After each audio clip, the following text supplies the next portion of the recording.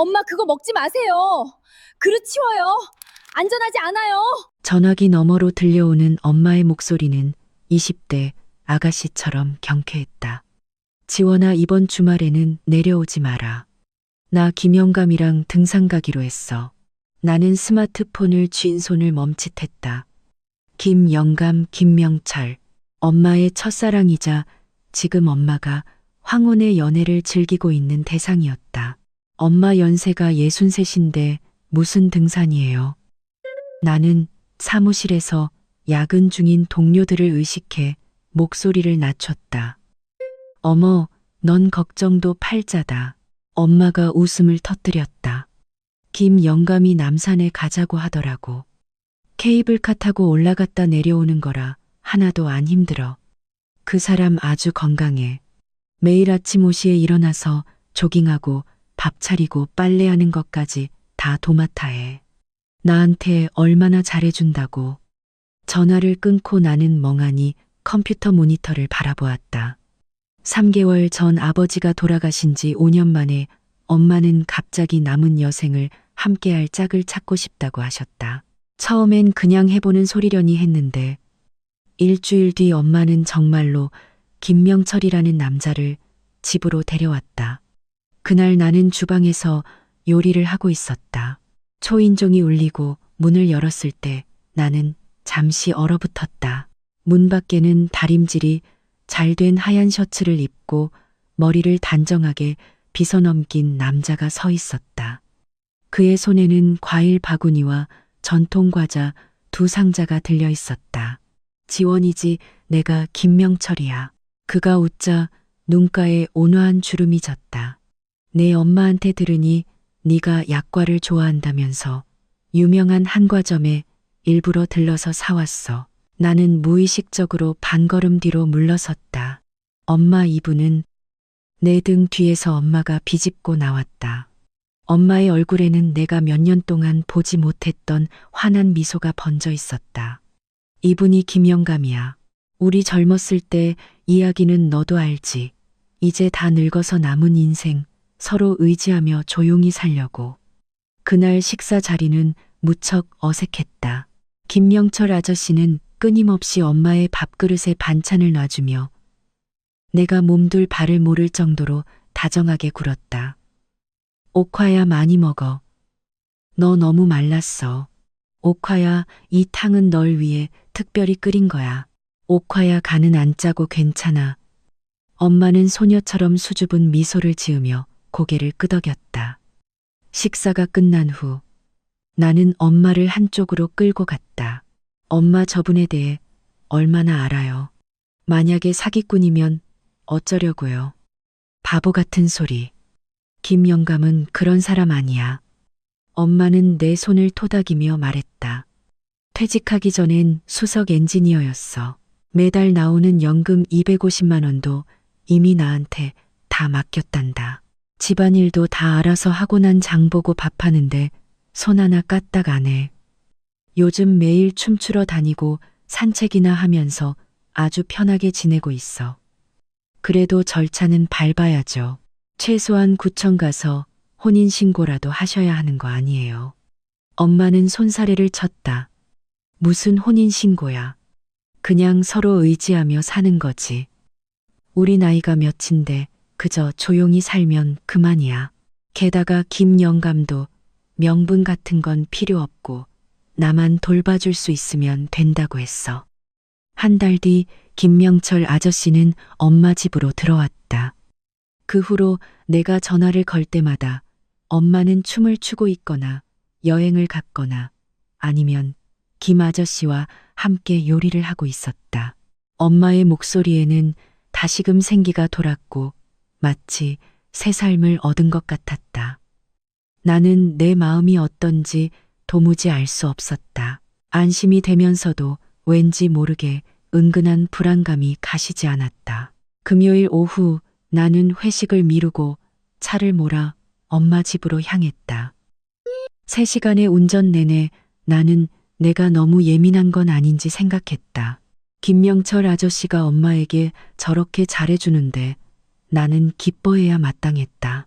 저녁 6시쯤 초인종을 눌렀다.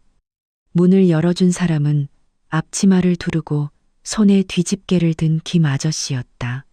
지원 왔구나. 내 엄마는 방금 깼어. 내가 마침 저녁하고 있으니 먼저 앉아 있어라. 집안에는 갈비찜 냄새가 풍겼고 식탁에는 이미 4가지 반찬이 차려져 있었다. TV에서는 건강 프로그램이 흘러나오고 있었다. 여보, 지원이 왔어. 엄마가 침실에서 걸어 나왔다. 혈색이 붉고 무척 건강해 보였다. 엄마 혈색이 아주 좋네요. 나는 일어나서 엄마를 부축해 자리에 앉혔다. 그렇지.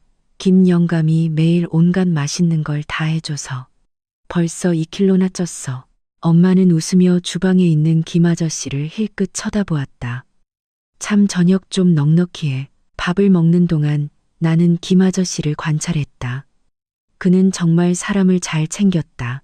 끊임없이 엄마에게 반찬을 덜어주고 찌개를 퍼주었으며 국물이 옷에 떨어지려 할 때면 제때 휴지를 건네주었다. 지원아, 너도 많이 먹어라. 김 아저씨가 내 밥그릇에 갈비를 올려주었다. 내 엄마가 그러는데 넌 일하느라 바빠서 제때 밥도 안 먹는다며 건강이 최고야. 감사해요. 아저씨, 나는 말을 돌렸다. 참 매달 나오는 연금 정말 우리 엄마한테 다 주셨어요. 분위기가 갑자기 싸해졌다. 김 아저씨는 잠시 멈칫하더니 곧 미소를 지었다. 그럼 다 줬지. 돈 관리는 내 엄마가 하고 나는 돈 쓰는 역할이야. 그가 엄마를 보며 말했다. 그렇지. 옥화야. 엄마는 고개를 끄덕였지만 미소는 어딘가 약간 억지스러웠다. 저녁 식사 후 나는 설거지를 하겠다고 나섰다.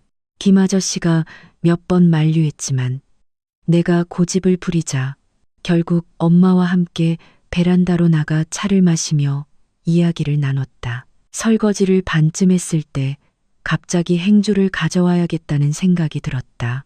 엄마는 예전부터 행주를 베란다 구석에 널어두는 습관이 있었다. 베란다로 다가가 반쯤 열린 유리문을 밀었다. 석양의 붉은 빛이 비쳐드는 가운데 김 아저씨와 엄마는 라탄 의자에 나란히 앉아 나를 등지고 있었다. 내가 입을 열려던 찰나시아 구석에 있는 종이 상자 하나가 눈에 들어왔다. 상자는 반쯤 열려 있었고 그 안에 약통 몇 개가 보였다. 나는 무의식적으로 다가가 쪼그려 앉은 뒤 약통 하나를 집어들었다. 약통 라벨에는 클로나제팜 정이라고 적혀 있었다. 심장이 덜컥 내려앉았다. 나는 약통을 쥔 손가락을 미세하게 떨었다. 클로나제팜, 이건 수면제 및 신경안정제다. 고용량으로 복용하면 호흡 억제를 유발할 수 있다. 작년 회사 건강검진 때 의사가 노인들은 이런 종류의 약을 함부로 먹으면 안 된다고 각별히 강조했던 기억이 났다. 지원아, 뭐 찾니 등 뒤에서 엄마의 목소리가 들렸다. 나는 재빨리 약통을 종이 상자에 넣고 일어섰다. 아니요, 주방 싱크대 아래에 행주가 없나 해서요. 엄마가 다가와 상자를 슬쩍 보더니 아무렇지 않은 표정으로 말했다. 아, 저건 김 영감약이야. 혈압이 높아서 의사가 혈압약을 잔뜩 처방해줬거든. 수면제를 고혈압 약이라고 나는 마음속에 의구심을 억누르며 웃으며 말했다. 그럼 아저씨 약제 때 잘 챙겨 드시게 하세요. 거실로 돌아오니 김 아저씨는 이미 차를 우려놓고 뉴스를 보고 있었다. 내가 나오는 걸 보고 그는 찻상 위에 놓인 찻잔을 가리켰다. 지원아, 이 우전차 한번 맛봐라. 내가 특별히 새로 산 해차야. 나는 자리에 앉아 찻잔을 들었다. 김이 모락모락 피어오르는 가운데 나는 이 남자를 유심히 살펴보았다. 65세의 나이지만 기껏해야 50대 초반으로 보였다. 꼿꼿한 체격에 걸음걸이도 힘이 있었고 말하는 것도 논리정연했다. 엄마 말대로 예전에 수석 엔지니어였다는 게 언행에서 드러났다. 확실히 좋은 교육을 받은 사람 같았다. 아저씨, 우리 엄마랑은 어떻게 다시 연락이 닿으신 거예요? 내가 넌지시 물었다. 김 아저씨는 찻잔을 내려놓고 회상에 잠겼다. 말하자면 2년이지. 3달 전에 내가 병원에 건강검진을 하러 갔는데 마침 내 엄마도 거기 있더라고. 40년 만에 만났는데 내 엄마가 날 한눈에 알아보지 뭐야. 그때 난 막 퇴직 수속을 끝내고 혼자 살아서 적적하던 참이었어. 그가 다정한 눈빛으로 엄마를 보았다. 내 엄마도 혼자라고 하길래 우리가 이렇게 남은 여생 같이 의지하며 살면 어떨까 싶었지. 이전에 결혼은 하셨어요. 했지. 이혼한 지 20년 됐어. 김 아저씨가 쓴 웃음을 지었다. 전처가 내 월급이 적다고 사업하는 남자랑 도망갔거든. 나 혼자 아들을 키웠어. 지금 아들은 외국에 자리 잡아서 자주 오진 못해. 엄마가 말을 거들었다. 김영감이 그동안 고생 많았지. 혼자서 엄마 아빠 노릇 다 했으니까. 이제 아들도 성공했으니 호강할 때도 됐지. 나는 고개를 끄덕이며 계속 물었다. 그럼 매달 나오는 연금 정말 우리 엄마한테 다 주신 거 맞아요? 김 아저씨는 주머니에서 스마트폰을 꺼내 이체 내역을 찾아 나에게 건넸다. 이번 달 8일에 방금 이체했어. 250만 원 1원도 안 빼고다. 나는 스마트폰을 받아들었다. 과연 엄마 이름으로 이체된 내역이 있었다. 지원아 안심해라. 김 아저씨가 스마트폰을 걷어가며 진지하게 나를 바라보았다. 내 엄마를 향한 내 마음은 하늘이 알아. 이번 생에 네 엄마를 다시 만난 건 내 평생의 복이야. 명분 같은 건 바라지도 않아. 그저 네 엄마를 잘 돌봐주고 싶을 뿐이다. 말은 청산유수였다. 하지만 베란다 구석 종이상자에 있던 그 수면제는 대체 뭐란 말인가. 밤 10시 나는 자고 가겠다고 말했다. 내 원래 방에서 자. 내가 이불 깔아줄게. 엄마가 일어나서 정리하려 했다. 됐어요, 엄마. 제가 할게요. 나는 엄마를 말렸다. 엄마랑 아저씨는 일찍 주무세요. 엄마는 잠시 망설이더니 고개를 끄덕였다. 그래, 무슨 일 있으면 부르고. 그들은 안방으로 들어갔고 나는 혼자 내 방에 남아 침대에 누워 뒤척였다. 새벽 1시가 넘었을 즈음 밖에서 부스럭거리는 소리가 들렸다. 방문을 살짝 열어보니 김 아저씨가 안방에서 나와 발소리를 죽인 채 베란다로 향하고 있었다. 달빛 아래 비친 그의 뒷모습은 어딘가 굽어 보였다. 그는 베란다에서 약 5분 정도 머물다가 다시 안방으로 돌아갔다. 심장이 목구멍까지 뛰어올랐다. 이 한밤중에 베란다에는 왜 간 걸까? 다음날 아침 주방에서 들려오는 소리에 잠에서 깼다. 세수를 하고 거실로 나가보니 김 아저씨가 이미 아침을 다 차려놓은 상태였다. 누룽지탕, 계란 프라이, 김치, 그리고 김이 모락모락 나는 만두까지 있었다. 지원아, 빨리 와서 아침 먹어라. 엄마는 식탁 앞에 앉아 혈색 좋은 얼굴로 말했다. 김 영감이 아침 6시부터 일어나서 준비했어. 아저씨 정말 부지런하시네요. 나는 자리에 앉아 만두 하나를 집어 베어 물었다. 어젯밤에는 푹 주무셨어요. 김 아저씨의 움직임이 멈칫하더니 이내 자연스럽게 돌아왔다. 그럼 아주 잘 잤지. 왜 한밤중에 누가 돌아다니는 소리를 들은 것 같아서요. 내가 일부러 떠보았다.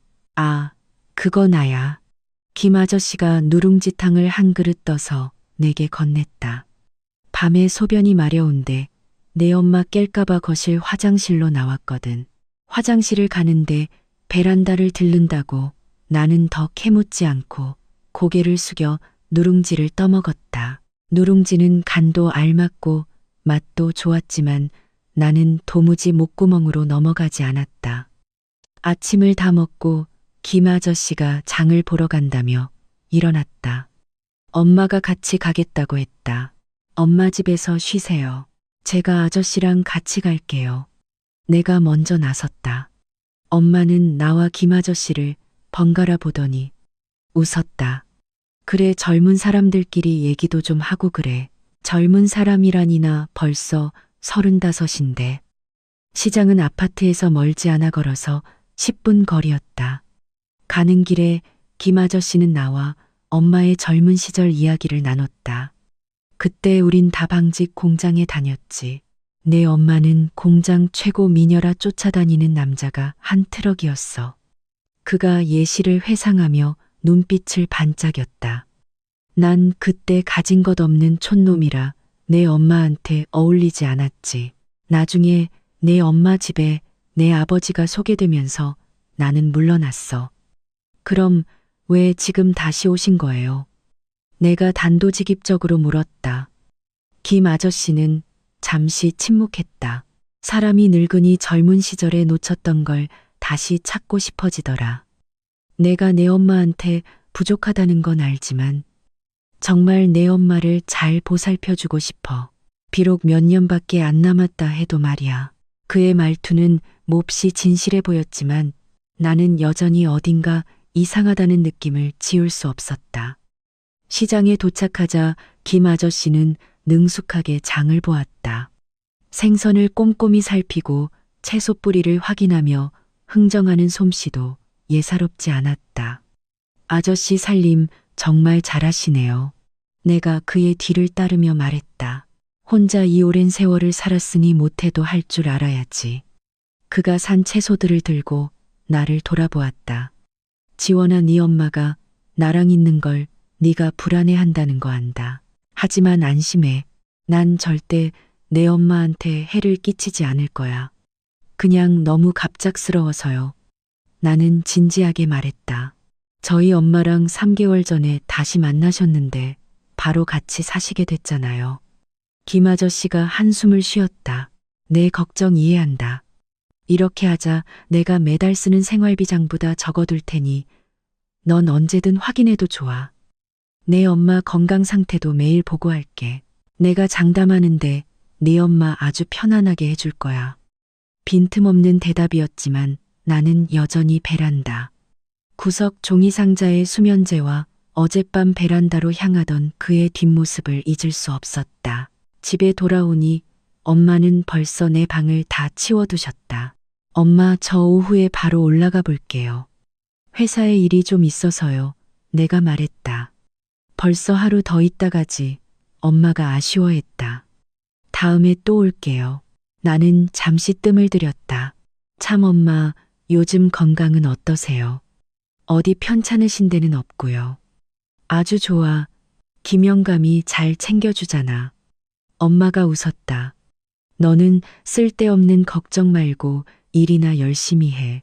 엄마의 붉은 혈색과 주방에서 바쁘게 움직이는 김 아저씨를 번갈아 보며 내 마음속 의구심은 더욱 커졌다. 떠나기 전 나는 화장실을 핑계로 다시 한번 베란다에 들렀다. 종이 상자는 그대로 있었지만 약통 2개가 사라져 있었다. 내 심장은 차갑게 가라앉았다. 서울로 돌아가는 운전길 내내 베란다 구석에 종이 상자 생각만 났다. 엄마는 그게 김 아저씨의 고혈압 약이라고 했다. 하지만 클로나 제팜은 명백히 수면제 및 신경안정제다. 어떻게 고혈압 치료에 쓰인단 말인가. 신호등이 빨간불로 바뀌자 나는 차를 세우고 스마트폰을 꺼내 클로나 제팜을 검색했다. 웹페이지에 줄줄이 정보가 떴다. 벤조디아제핀계 약물 불안장애 및 불면증 치료에 사용 의존성 있음. 노년층은 신중히 사용해야 함. 과다 복용 시 호흡 억제 및 사망에 이를 수 있음. 손바닥에 땀이 배어 나오기 시작했다. 이런 약을 왜 베란다 종이 상자에 아무렇게나 둔 걸까? 게다가 어제 분명 6병이었는데 오늘은 4병밖에 남지 않았다. 스마트폰이 울렸다. 엄마였다. 지원아, 집에는 도착했니? 아직 가는 길이에요. 엄마, 무슨 일 있으세요? 나는 최대한 목소리를 평온하게 유지하려 했었다. 아니, 그냥 운전 조심하라고.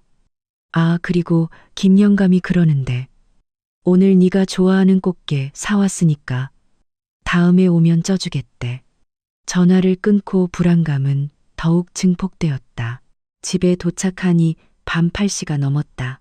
침대에 누웠지만 이리저리 뒤척일 뿐 잠이 오지 않았다. 한밤중 베란다로 향하던 김 아저씨의 뒷모습과 수면제가 가득 든 종이 상자가 머릿속을 떠나지 않았다. 나는 대학 동기이자 대학병원 의사인 수진이에게 카톡을 보냈다. 어쩌면 수진이가 답을 줄 수 있을지도 몰랐다. 수진아, 물어볼 게 있는데 클로나 제팜이 어떤 약이야?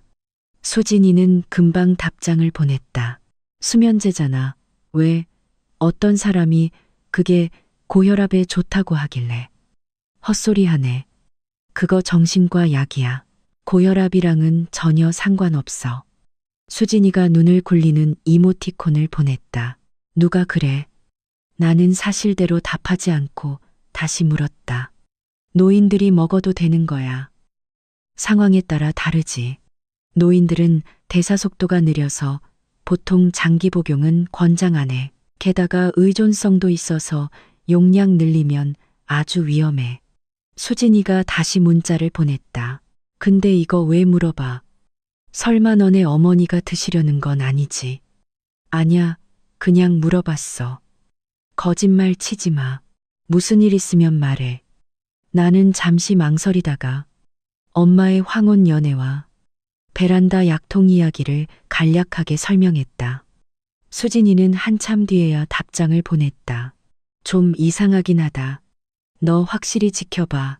노인들 황혼 연애 빙자한 사기 사건이 워낙 많잖아.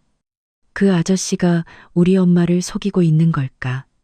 확실히 말하긴 어렵지만 네가 발견한 그 의심스러운 점들은 분명히 경계해야 할 부분이야. 수진이가 덧붙였다. 이참에 어머니 모시고 병원 가서 종합검진 한번 받게 해드려. 그냥 정기검진이라고 둘러대고 몸에 이상은 없는지 확인해봐. 나는 고개를 끄덕였다. 확실히 그게 좋은 방법이었다. 다음 날 출근했지만 내 마음은 온통 딴 데가 있었다. 회의 시간에 박 상무님이 내 이름을 3번이나 불렀지만 전혀 듣지 못했다. 최지원 대리, 오늘 왜 이래? 회의가 끝난 후 박 상무님이 나를 따로 불렀다. 프로젝트 기획안 금요일까지 넘겨야 하는데 이 상태로 할 수 있겠어? 죄송합니다, 상무님. 저희 어머니가 몸이 좀 안 좋으셔서 걱정이 돼서요. 나는 핑계를 댔다. 박 상무님이 손을 저었다. 그럼 오후에 반차 쓰고 다녀와. 일은 나중에 해도 되지만 부모님 일은 미루면 안 되지. 나는 감사 인사를 하고 짐을 챙겨 나설 준비를 했다. 엘리베이터 앞에 막 섰을 때 전화가 울렸다. 이번엔 김명철 아저씨였다. 나는 움찔하며 통화 버튼을 눌렀다. 지원아, 나다. 그의 목소리가 다급했다. 내 엄마가 오늘 몸이 안 좋아. 계속 어지럽고 구역질이 난대. 병원에 모시고 가려는데 엄마가 고집을 피우네. 푹 쉬면 나아질 거라고 하면서. 내 심장이 덜컥 내려앉았다. 언제부터요? 오늘 아침 먹고 나서부터 계속 안 좋다고 했어. 혈압을 재보니 140에 90으로 약간 높게 나오더라. 약은 드셨어요? 아니, 함부로 먹일 수가 없어서. 지금 어쩌면 좋겠니? 지금 바로 갈게요. 나는 전화를 끊고 엘리베이터로 뛰어들었다. 차를 몰고 가던 중 갑자기 떠오른 사실이 있었다. 엄마는 평생 고혈압이 없었다. 작년 건강검진 때도 혈압이 아주 정상이었고 의사가 동년배보다 건강하다고 칭찬까지 했었다. 그런데 갑자기 혈압이 올랐다고 나는 엑셀을 밟았고 속도는 120을 넘었다. 2시간 후 엄마 집에 뛰어들었다. 거실 소파에 엄마가 창백한 얼굴로 누워 있었고 이마에는 해열 패치가 붙어 있었다. 김명철 아저씨는 옆에 앉아 체온계를 든 채 미간을 잔뜩 찌푸리고 있었다. 엄마, 나는 달려가 엄마의 손을 잡았다. 엄마의 손은 얼음장처럼 차가웠지만 손바닥엔 식은땀이 흥건했다. 지원아, 웬일이니? 엄마가 힘없이 웃었다. 걱정하지 말라니까. 그냥 좀 어지러울 뿐이야. 쉬면 괜찮아져. 어지럽긴 뭐가 어지러워요. 당장 병원부터 가요. 나는 엄마를 일으켜 세웠다. 가요. 당장 제가 모시고 갈게요. 됐어. 진짜 괜찮아. 엄마가 나를 밀어냈다. 김영감이 어젯밤에 잠을 잘 못 자서 찬 바람 좀 쐬어서 그런 걸 거래. 엄마, 내가 목소리를 높였다. 이러고 계시는데 제가 어떻게 마음을 놔요. 무조건 병원 가요. 김 아저씨가 일어섰다. 지원 말이 맞다, 옥화야. 병원 가서 검사 받아보자. 나도 같이 갈게. 나와 김 아저씨의 고집에 엄마도 결국 동의했다. 병원으로 가는 길 나는 뒷좌석에서 엄마를 부축했고 김 아저씨가 운전을 했다. 룸미러로 보니 김 아저씨의 안색도 썩 좋지 않았고 눈 밑에 짙은 다크서클이 내려앉아 있었다. 아저씨, 요새 잠 못 주무셨어요. 내가 물었다. 좀 불면증이 있어서. 김 아저씨가 이마에 땀을 닦았다. 나이 먹으니 수면의 질이 떨어져서 그래. 불면증. 그러니까 그 수면제들은 본인이 먹는 약이라는 거다. 그런데 왜 침실이나 화장실이 아니라 베란다 구석에 두었을까? 병원에 도착해 접수를 하고 피를 뽑고 검사를 받는 일련의 과정을 거치니 어느덧 오후 4시가 되었다. 결과를 기다리는 동안 나는 복도 의자에 엄마와 앉아 있었고 김 아저씨는 수액을 타러 창구에 줄을 서 있었다. 엄마 요즘 밥 먹고 주무시는 건 다 정상이세요? 내가 물었다. 정상이지. 김영감이 밥을 잘해줘서 요샌 살도 쪘어. 엄마가 내 어깨에 기댔다. 잠도 잘 자. 밤 10시에 자서 아침 7시에 깨니까. 근데 왜 갑자기 어지럽고 구역질이 나지? 어젯밤에 꿈을 꿔서 그런가? 엄마가 생각에 잠겼다. 네 아빠 꿈을 꿨어. 아빠가 저 세상에서 외롭다면서 나보고 같이 가자고 하더라. 내 심장이 쿵 내려앉았다. 엄마 그런 쓸데없는 소리 마세요. 저랑 오래오래 사셔야죠. 알아, 그냥 해본 소리야. 엄마가 내 손을 토닥였다. 김영감이 이렇게 잘 보살펴주는데 100살까지는 거뜬히 살 거야. 검사 결과가 나왔다. 나는 결과지를 항목별로 꼼꼼히 살폈다.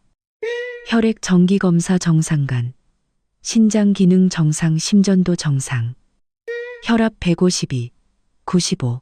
확실히 약간 높은 수치였다. 작년 검진 때 엄마의 혈압은 118, 75였다. 의사는 결과지를 보더니 혈압이 약간 높지만 심각한 수준은 아니라고 했다. 저염식을 하고 푹 쉬면서 일주일 뒤 다시 검사해보고 그래도 높으면 약을 먹자고 했다.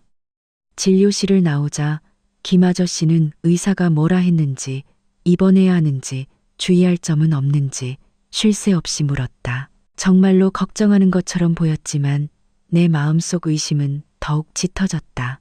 엄마 혈압이 왜 갑자기 올랐을까? 최근 엄마의 식생활과 일상생활은 모두 김 아저씨가 관리하고 있었다. 혹시 나는 더 이상 상상하고 싶지 않았다. 집으로 돌아가는 길 엄마는 뒷좌석에서 잠이 들었다. 나는 운전을 하며 룸미러로 엄마의 창백한 얼굴을 보았고 가슴에 돌덩이를 얹은 듯 답답했다. 지원아, 너나 의심하고 있지. 갑자기 김 아저씨가 입을 열어 나는 깜짝 놀랐다. 네, 무슨 소리세요? 나는 애써 태연한 척했다. 어제부터 네가 날 관찰하는 거 다 알고 있어. 김 아저씨가 앞을 보며 말했다. 내 엄마 몸이 안 좋아진 게 나 때문이라고 생각하는 거지. 나는 잠시 침묵했다. 전 그냥 엄마 걱정돼서 그런 거예요. 이해한다. 나라도 걱정했겠지. 김 아저씨가 한숨을 쉬었다. 하지만 난 정말 네 엄마를 해칠 마음이 없어. 내 마음은 진심이야. 그럼 베란다에 있는 그 약은요?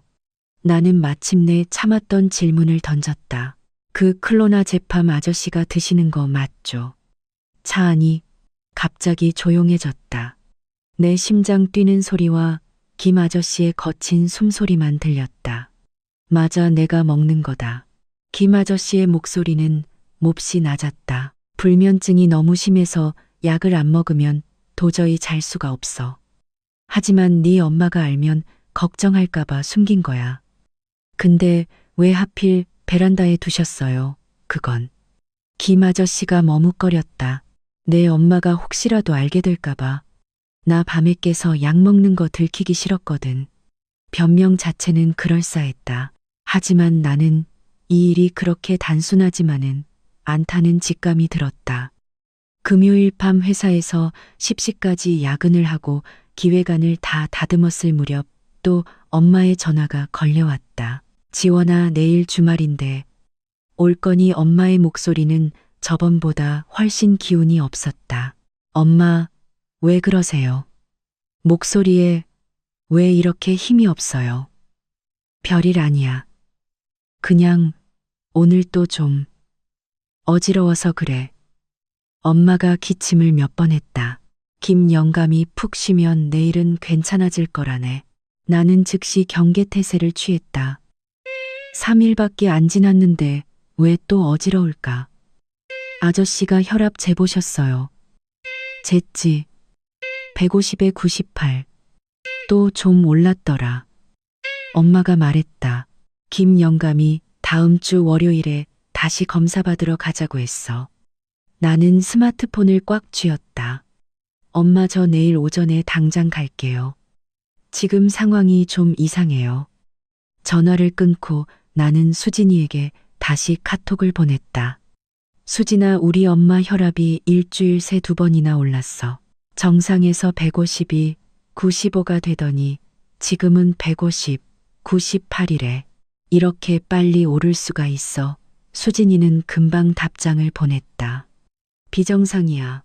혈압 상승은 보통 점진적인데 스트레스 상황이거나 외부 요인이 있지 않는 한 이렇진 않아.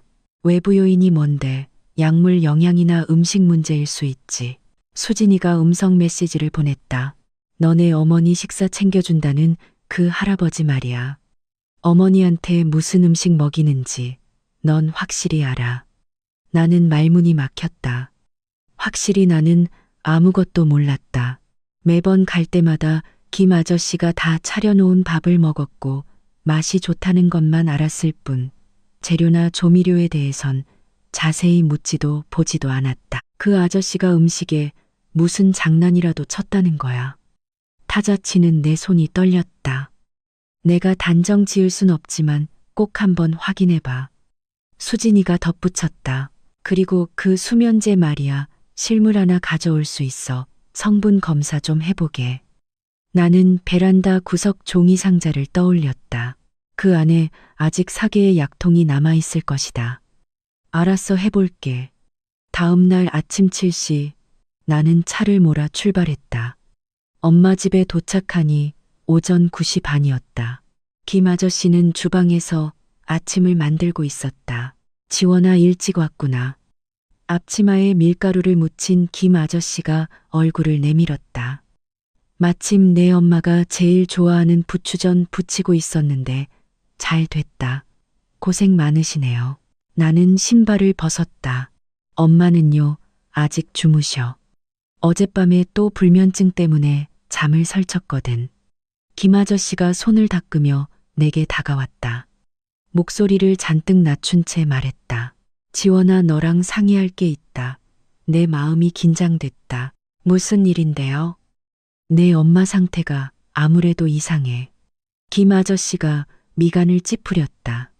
요즘 계속 악몽을 꾼다면서 내 아빠가 자기를 찾아오는 꿈을 꾼대. 어제 새벽에 깨서는 한참을 울더라고. 돌아가신 아빠 꿈이라니 내 가슴이 덜컥 내려앉았다. 엄마 예전엔 안 그러셨는데. 내 말이 나도 이상하다니까. 김 아저씨가 말했다. 게다가 요즘 입맛도 없어서 끼니마다 아주 조금밖에 안 드셔. 내가 이렇게 맛있는 걸 해드려도 다 입맛이 없다고만 하니. 나는 김 아저씨의 초조한 표정을 보며 그가 정말로 걱정하는 건지 아니면 연기를 하는 건지 분간할 수 없었다. 이렇게 하죠. 다음 주 월요일에 제가 모시고 가서 종합검진 싹 다시 받아볼게요. 그래, 나도 그 생각이었다. 김 아저씨가 고개를 연신 끄덕였다. 이러다 내 엄마 진짜 큰일 날까봐 걱정돼 죽겠다. 나는 안방으로 들어갔다. 엄마는 침대에 누워 눈을 반쯤 감고 있었다. 발소리를 듣고 눈을 뜬 엄마는 나를 보며 억지로 미소를 지었다. 지원아 왔니? 엄마 몸은 좀 어때요? 나는 침대에 걸터 앉아 엄마 손을 잡았다. 엄마 손은 저번보다 더 찼고 손등에 핏줄이 도드라져 보였다. 그럭저럭 기운이 없네. 엄마가 몸을 일으켰다. 자꾸 악몽을 꿔서 잠을 잘 못 자. 무슨 꿈을 꿨는데요? 엄마는 잠시 망설였다. 내 아빠. 저 세상에서 혼자 너무 외로우니까 나보고 빨리 와서 같이 지내자고 하더라. 코끝이 찡해졌다. 엄마, 그런 쓸데없는 생각 마세요. 아빠 돌아가신 지가 벌써 5년인데. 엄마한텐 제가 있잖아요. 오래오래 사셔야 해요. 알아. 엄마가 내 손을 다독였다. 늙으니까 자꾸 헛생각만 드나 봐. 나는 엄마 옷을 입혀 식당으로 모시고 나갔다. 김 아저씨가 따끈따끈한 부추전과 누룽지탕, 그리고 몇 가지 밑반찬을 내왔다. 빛깔도 좋고 냄새도 기가 막혔다. 옥화야 많이 먹어. 너 요새 살이 너무 빠졌어. 김 아저씨가 부추전 한 조각을 집어 엄마 접시에 놓아주었다. 당신 제일 좋아하는 부추로 만든 거야. 엄마가 한 입 베어 물더니 미간을 찌푸렸다. 좀 짜네. 짜다고 김 아저씨가 직접 한 입 먹어보았다. 난 딱 좋은 것 같은데. 나도 부추전을 한 입 먹어보았다. 확실히 짠맛이 강했지만 먹지 못할 정도는 아니었다. 여보, 소금 너무 많이 넣은 거 아니야? 엄마가 누룽지탕을 한 숟갈 뜨더니 덧붙였다. 이 누룽지도 좀 짠 것 같아. 김 아저씨가 흠칫 놀랐다. 설마. 내가 소금은 늘 계량 스푼으로 재서 넣는데 평소랑 똑같이 넣었어.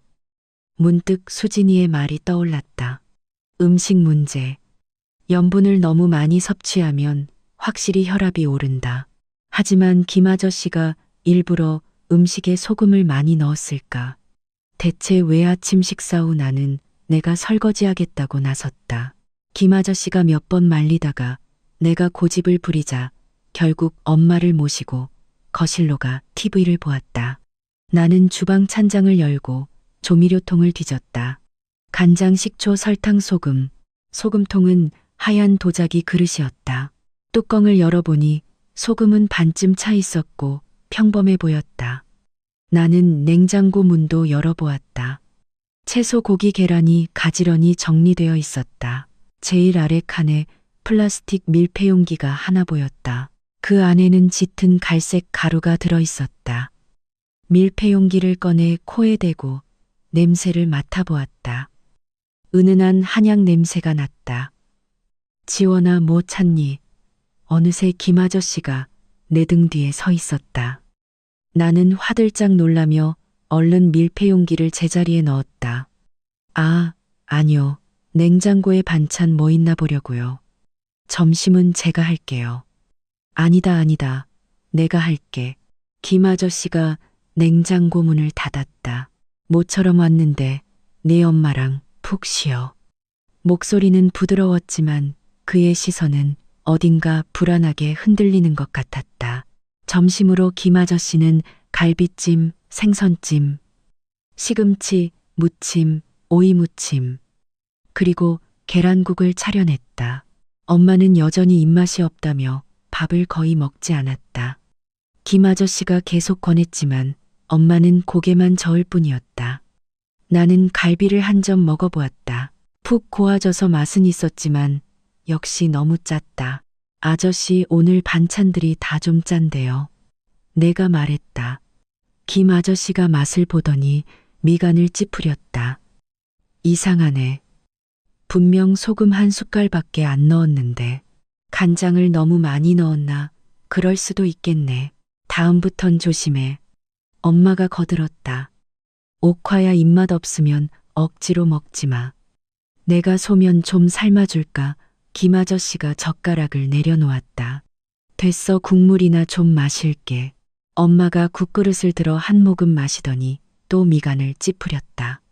이 국도 짜네. 나도 국물을 마셔보았다. 평소보다 확실히 짰다. 그 순간 내 마음속 의심은 최고조에 달했다. 한 번은 실수라 쳐도 연속으로 몇 끼니가 짜다면 이게 과연 우연일까? 점심을 먹고 나서 빨래를 넌다는 핑계로 베란다 종이 상자 앞에 다시 쪼그려 앉았다. 약통은 여전히 4개였지만 그중 하나는 텅 비어 있었다. 빈 약통을 주머니에 넣으려는 순간이었다. 지원아, 내 약은 왜 가져가니? 베란다. 문 앞에 선 김 아저씨의 안색이 어두웠다. 나는 빈 약통을 쥔 손에 땀이 쥐어졌다. 그냥 궁금해서요. 약 설명서 좀 읽어보려고요. 최대한 자연스럽게 대답하려 했었다. 김 아저씨가 다가와 내 손에서 약통을 빼앗아 슬쩍 보더니 다시 종이 상자에 넣었다. 볼 거 없어. 그냥 평범한 수면제야. 근데 아저씨, 제가 찾아봤는데 이거 노인들이 함부로 먹으면 안 되는 약이던데요. 나는 일어나서 그를 똑바로 쳐다보며 말했다. 이 약 얼마나 드셨어요? 김 아저씨는 잠시 침묵하더니 베란다 창가로 가서 담배에 불을 붙였다. 3달 됐다. 3달이요? 우리 엄마 집으로 들어오신 게 3달 전이잖아요. 그래. 여기 오고 나서부터 불면증이 생겼어. 그가 담배 연기를 깊게 들이마셨다. 환경이 바뀌어서 적응이 안 되나 봐. 나는 연기에 가려진 그의 옆 얼굴을 바라보았다. 표정을 읽을 수가 없었다. 병원엔 가보셨어요? 갔지. 의사가 처방해 준 거야. 그가 담뱃재를 털었다. 매일 반반 알씩만 먹어서 괜찮아. 근데 이 상자에 약통이 6개 있었는데 지금은 4개밖에 없고 심지어 하나는 비어 있잖아요. 내가 쏘아붙였다. 매일 반 알씩 먹었다고 해도 3달 만에 2병 반을 먹을 수는 없어요. 김 아저씨가 확 고개를 돌렸다. 그의 눈빛에 당황한 기색이 역력했다. 너 세어봤어. 어제 봤을 땐 6병이었는데 오늘 4병이 됐더라고요. 나는 굽히지 않고 몰아세웠다. 아저씨, 설명 좀 해주시죠. 김 아저씨가 담배꽁초를 바닥에 던져 발로 비벼 껐다. 그는 고개를 푹 숙인 채 한참을 침묵했다. 내가 약을 좀 많이 먹긴 했다. 그의 목소리는 기어들어갈 듯했다. 불면증이 너무 심해서 반알로는 안 돼. 한 알 먹고 어떨 땐 한 알 반도 먹어. 의사가 그렇게 먹으라고 했어요. 아니, 김 아저씨가 고개를 들었다. 눈가가 붉게 달아올라 있었다. 나도 이러면 안 되는 거 알아. 하지만 정말 잠이 안 와. 눈만 감으면 온갖 생각들이 다 나. 전처가 날 배신한 거, 아들이 날 매몰차게 대하는 거, 평생 혼자 살아온 외로움. 그가 말하다 말고 목이 메인 듯 울먹였다. 내 엄마를 만난 건 내 평생의 가장 큰 행운이야. 하지만 난 내가 내 엄마한테 너무 부족할까봐, 내 엄마가 갑자기 날 버릴까봐 무서워. 그 두려움 때문에 매일 밤 잠을 잘 수가 없어. 그의 처절한 모습을 보자 내 마음속 의구심이 흔들렸다. 어쩌면 그는 정말로 불면증에 시달리는 불쌍한 노인일 뿐일지도 몰랐다. 아저씨, 그렇게 약을 많이 드시면 진짜 위험해요. 내 말투가 부드러워졌다. 제 친구가 의사니까 다음에 처방전 하나 제대로 받아드릴게요. 고맙다, 지원아. 김 아저씨가 눈가를 훔쳤다. 네가 날 못 믿는 거 안다. 하지만 난 정말 내 엄마를 진심으로 대하고 있어. 베란다에서 거실로 돌아오니 엄마는 이미 소파에서 잠들어 있었다. 창백한 얼굴에 호흡은 가파랐다. 나는 엄마 옆에 앉아 눈에 띄게 야윈 얼굴을 바라보며 가슴이 바늘에 찔린 듯 아팠다. 저녁 무렵 엄마가 깨어나서 아파트 단지 아래로 산책을 가고 싶다고 했다. 나와 김아저씨는 엄마를 부축하고 내려갔다. 아파트 화단에 석양이 길게 그림자를 들이우고 있었다. 엄마는 내 팔짱을 끼고 아주 천천히 걸었다. 지원아, 엄마가 너한테 할 말이 있어. 무슨 말인데, 엄마 만약에. 나중에 엄마가 죽더라도 김영감 원망하지 마. 엄마가 앞을 바라보며 말했다. 요즘이 지난 5년 동안 내 인생에서 가장 행복한 시간이었어. 누군가 내 곁에 있고 나를 챙겨준다는 게 참 좋더라. 코끝이 찡해졌다. 엄마 무슨 그런 소리를 해. 엄마 100살까지 살 거라며. 100살까지 사는 사람이 어디 흔하니. 엄마가 열게 웃었다. 그냥 이 말을 꼭 하고 싶었어. 김영감은 좋은 사람이야. 자꾸 의심하지 마. 그날 밤 나는 침대에 누워 뒤척이다. 다시 새벽 2시가 되어 발소리를 들었다.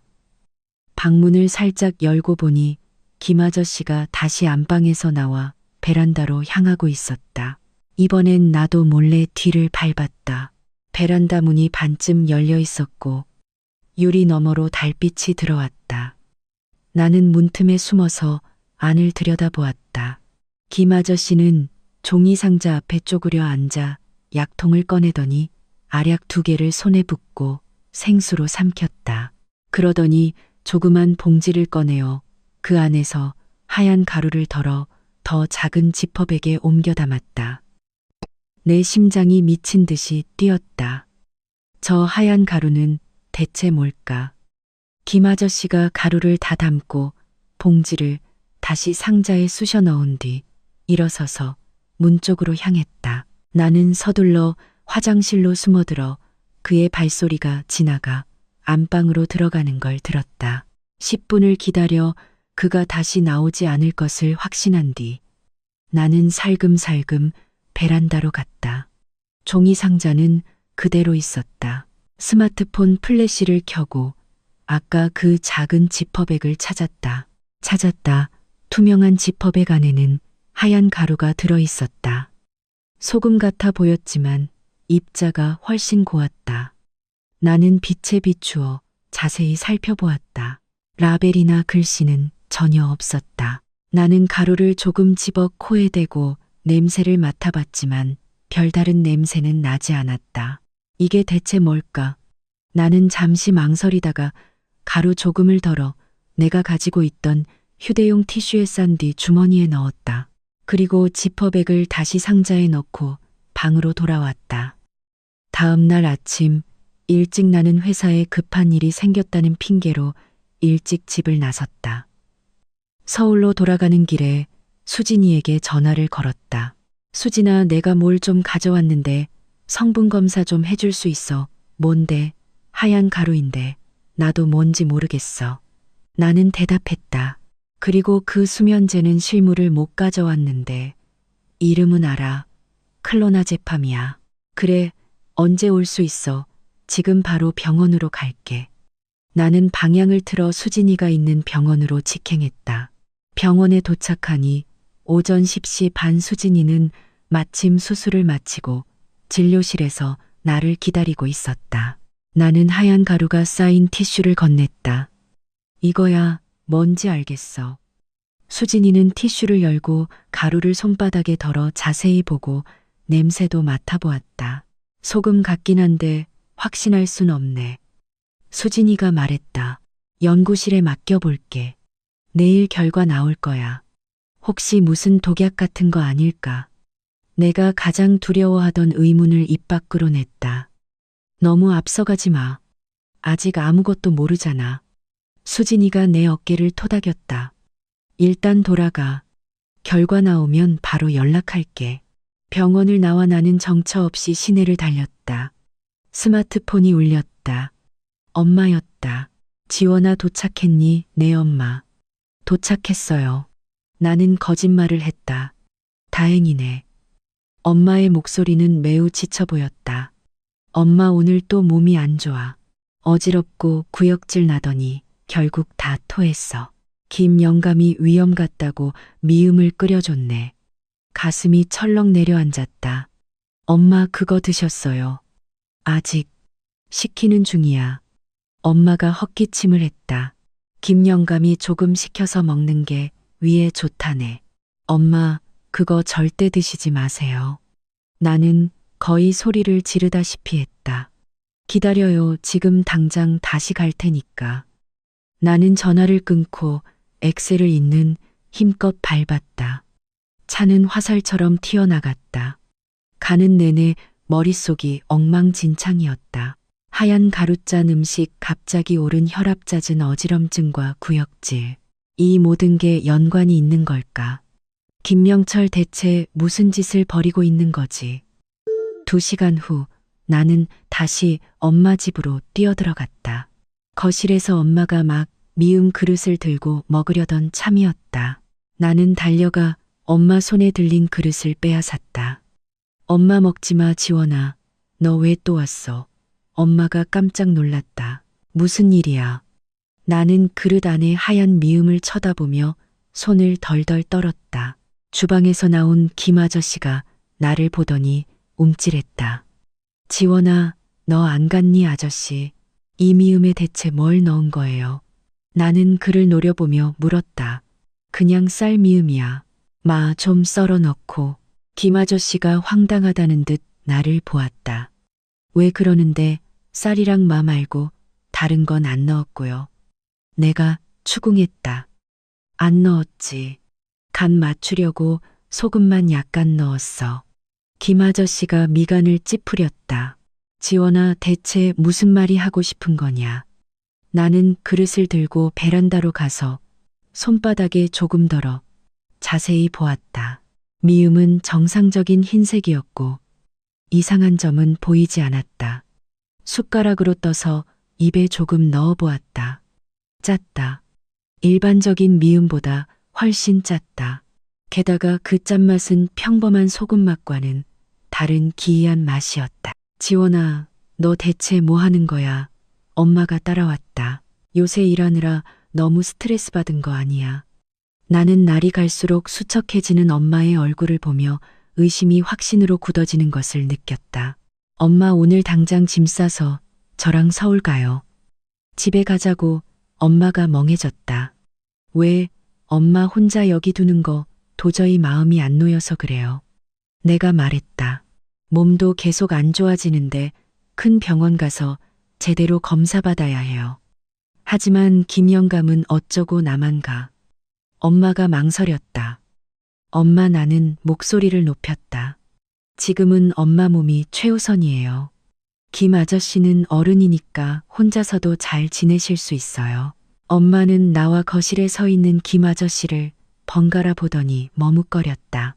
옥화야, 지원이 말이 맞다. 내 몸이 먼저지.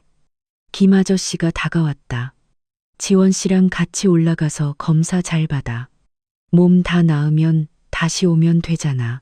당신은 어쩌고? 엄마가 물었다. 난 괜찮아. 나 혼자서도 밥 잘 챙겨 먹을게. 걱정 마.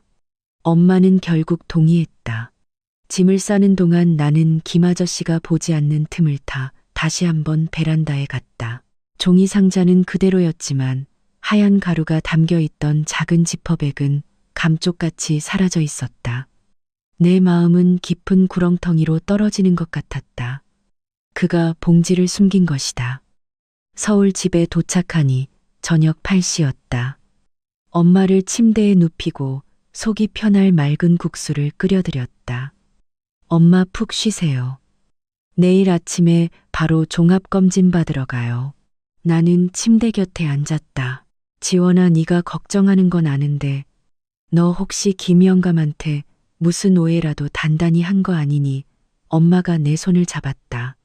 그 사람 나한테 정말 잘해. 진심이야. 엄마, 오해한 거 없어요. 나는 엄마가 걱정할까봐 거짓말을 했다. 그냥 엄마가 큰 병원 가서 싹 검사받았으면 좋겠어서 그래요.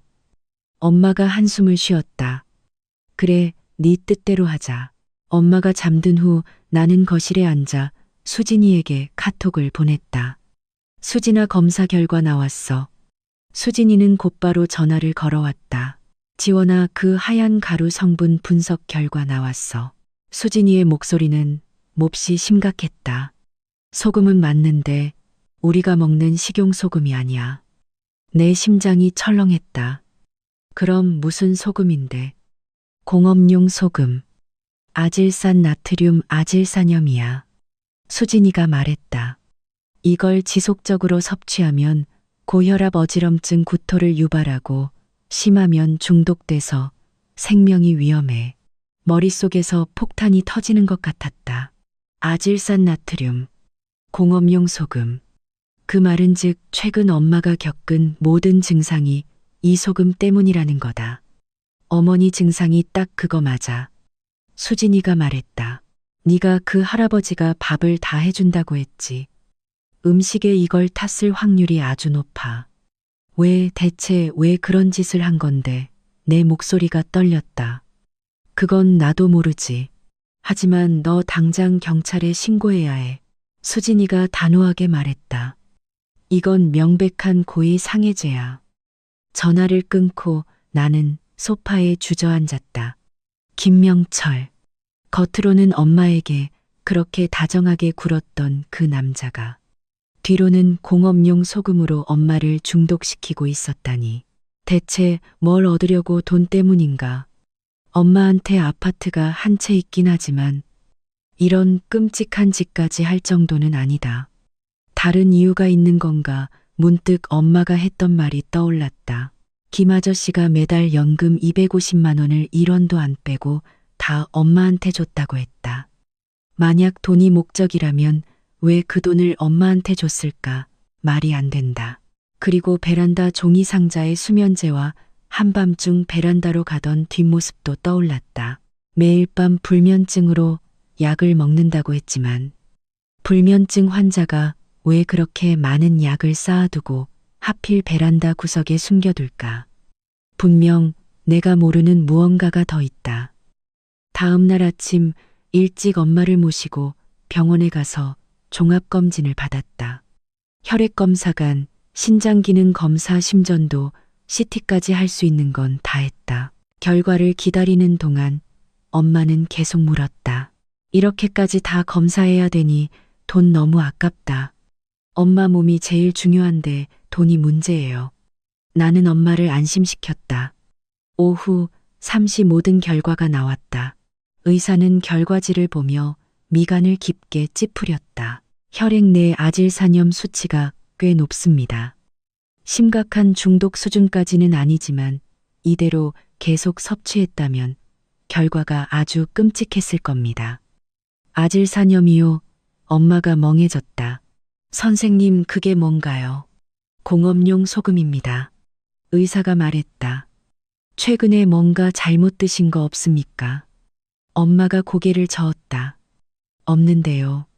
전 계속 집에서 밥만 먹었어요. 김영감이 해준. 의사가 나를 한번 보더니 엄마에게 말했다. 그럼 식단에 특히 주의하셔야 합니다. 공업용 소금은 몸에 치명적입니다. 당분간 물 많이 드시고 대사를 촉진시켜서 체내 독소를 다 배출해내셔야 합니다. 병원을 나선 후 엄마는 줄곧 침묵했다. 차에 타자 엄마가 갑자기 물었다. 지원아, 혹시 김영감이 밥에 뭘 넣은 거니? 나는 대답하지 못했다. 그 사람이 날 죽이려고 한 거야. 엄마의 목소리가 바들바들 떨렸다. 나는 엄마의 손을 꼭 잡았다.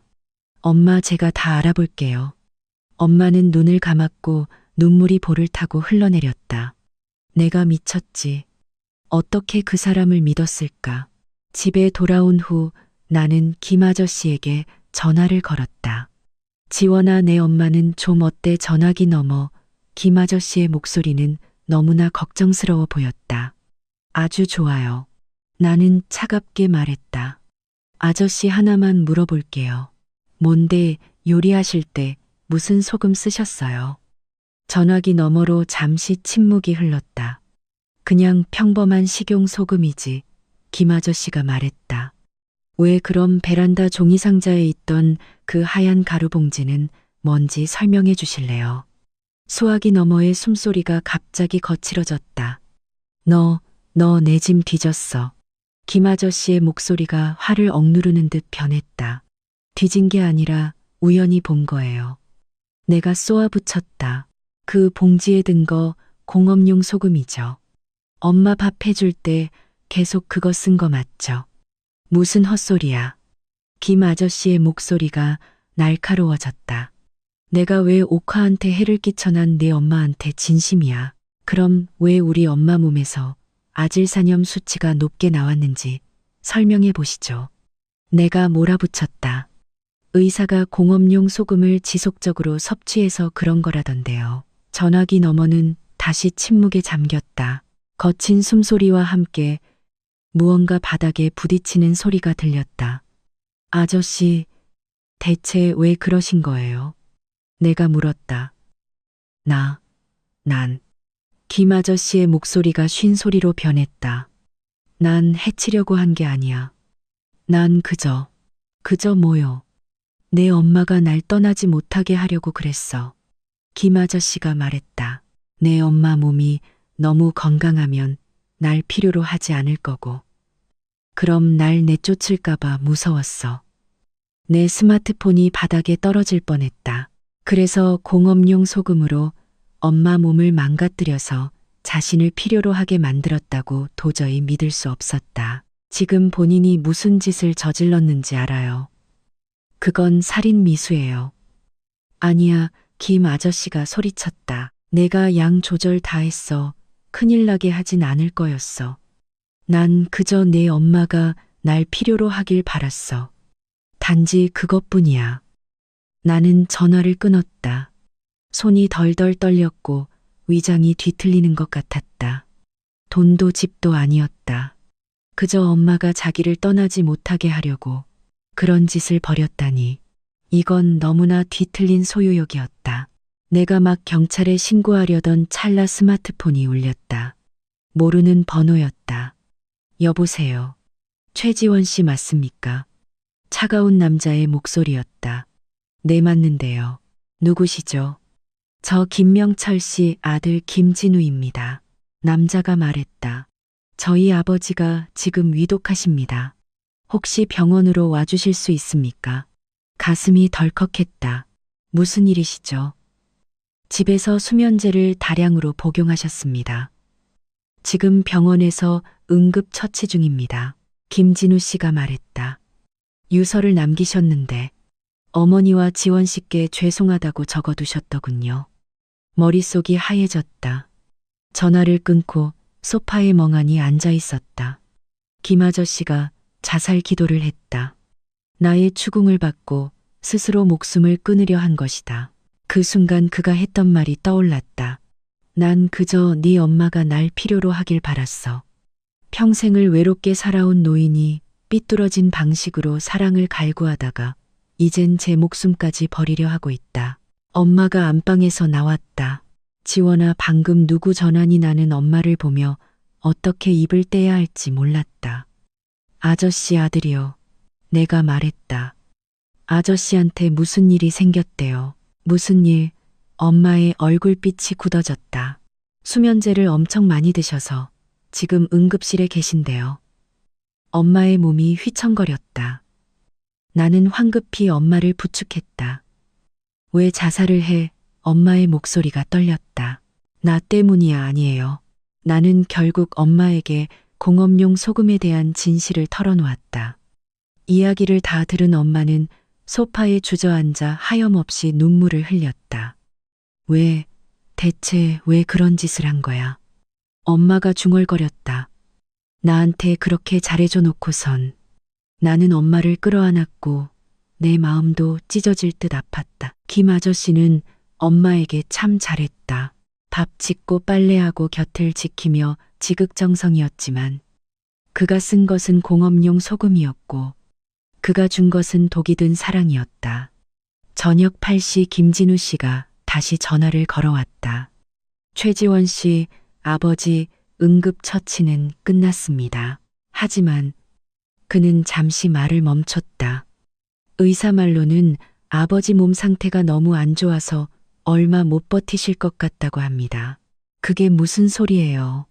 저희 아버지 가난 말기입니다. 이미 다 전이 됐대요. 김진우 씨의 목소리는 무척 차분했다. 의사 말로는 길어야 3개월이라고 합니다. 나는 얼어붙었다. 가난 말기. 언제 알게 된 거지? 3개월 전에 판정받으셨습니다. 김진우 씨가 말했다. 어머니 댁으로 들어가시기 직전이었죠. 암 판정받으시고는 마지막 가는 길을 누군가와 함께하고 싶다고 하셨습니다. 나는 그가 그저 노후를 함께할 짝을 찾으려는 줄만 알았지. 이런 사연이 있을 줄은 상상도 못했다. 머릿속이 혼란스러웠다. 3개월 전 가난 말기 판정을 받았고 3개월 전 병원에서 우연히 엄마를 만났고 3개월 전 엄마 집으로 들어왔다. 이 모든 게 정말 우연일까? 다음 날 아침 일찍 김진우 씨에게서 김 아저씨가 나와 엄마를 보고 싶어 한다는 연락이 왔다. 저희 엄마는 지금 몸이 안 좋으셔서 병원 가기 힘드세요. 내가 거절하려 했다. 아버지가 꼭 직접 드려야 할 말씀이 있대요. 김진우 씨가 간곡히 부탁했다. 아버지의 마지막 소원이라고 생각하고 제발 부탁드립니다. 나는 잠시 침묵하다가 결국 승낙했다. 엄마는 김 아저씨를 보러 간다는 말에 몹시 거부감을 보였다. 안 가. 꼴도 보기 싫어. 엄마는 침대 구석에 몸을 웅크렸다. 엄마 그래도 매듭은 지어야죠. 나는 엄마 곁에 앉았다. 우릴 보자고 하는 건 분명 할 말이 있어서일 거예요. 무슨 할 말이 있겠어. 엄마가 또 눈물을 흘렸다. 날 해치려고 독을 먹인 사람인데 생각만 해도 구역질이나. 나도 마음이 편치 않아 엄마 등을 조용히 쓸어내렸다. 오전 10시 우리는 병원에 도착했다. 병실에 누워있는 김 아저씨는 백지장처럼 창백했다. 우리를 보자 그는 억지로 몸을 일으키려 했다. 움직이지 마시고 누워서 말씀하세요. 내가 차갑게 말했다. 병상 옆에 서 있던 김진우 씨는 30대 중반의 남자로 몹시 지쳐 보였다. 옥화야, 김 아저씨가 엄마를 바라보았다. 그의 눈엔 죄책감이 가득했다. 미안해. 정말 미안해. 엄마는 고개를 돌리고 그를 쳐다보지 않았다. 내가 잘못했다는 거 알아. 그런 짓을 하면 안 되는 거였어. 김 아저씨가 기침을 하기 시작했다. 아주 격렬한 기침 끝에 피를 토했다. 김진우 씨가 서둘러 휴지로 입가를 닦아주었다. 아버지 무리하지 마시고 천천히 말씀하세요.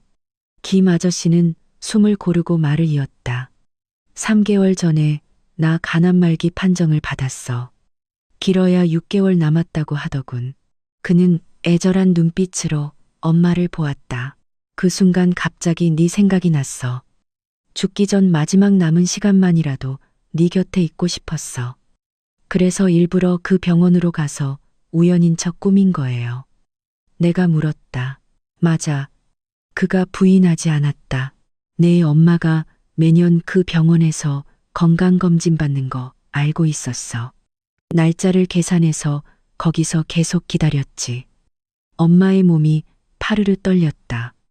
널 다시 만난 후엔 정말 널 잘 보살펴주고 널 행복하게 해주고 싶었을 뿐이야. 김 아저씨가 말했다. 그런데 나중에 보니 넌 너무 독립적이라 날 전혀 필요로 하지 않더라고. 집도 있고 연금도 있고 든든한 딸도 있고 넌 부족한 게 아무것도 없었어. 그래서 공업용 소금으로 몸을 망가뜨려서 자길 필요로 하게 만들었어요. 나는 헛웃음을 쳤다. 그게 얼마나 끔찍한 짓인지 아세요? 알아, 나도 잘 안다. 김 아저씨가 눈을 감자 눈물이 흘러내렸다. 근데 난 너무 무서웠어. 네가 날 필요로 하지 않아서 날 내쫓을까봐. 내가 죽을 때 곁에 아무도 없을까봐. 그 수면제는요, 내가 다시 물었다. 왜 그렇게 많이 드신 거예요? 아파서 그랬다. 김 아저씨가 말했다. 가난 말기라 매일 끊어질 듯이 아파. 옥화가 내 병을 아는 게 싫어서 그냥 수면제를 먹고 억지로 기절하듯 잔 거야. 그러면 안 아프니까. 엄마가 드디어 입을 열었다. 왜 처음부터 솔직하게 말하지 않았어? 겁이 났어. 김 아저씨가 엄마를 바라보았다. 네가 내 병을 알면 날 안 받아줄까 봐. 난 그저 남은 시간 동안 널 보살피며 곁에 있고 싶었어.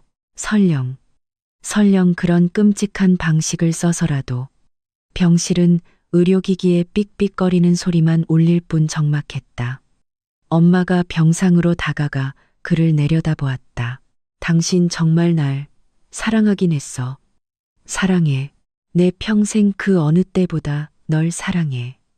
김 아저씨가 손을 뻗어 엄마의 손을 잡으려 했지만 엄마는 한 걸음 뒤로 물러섰다.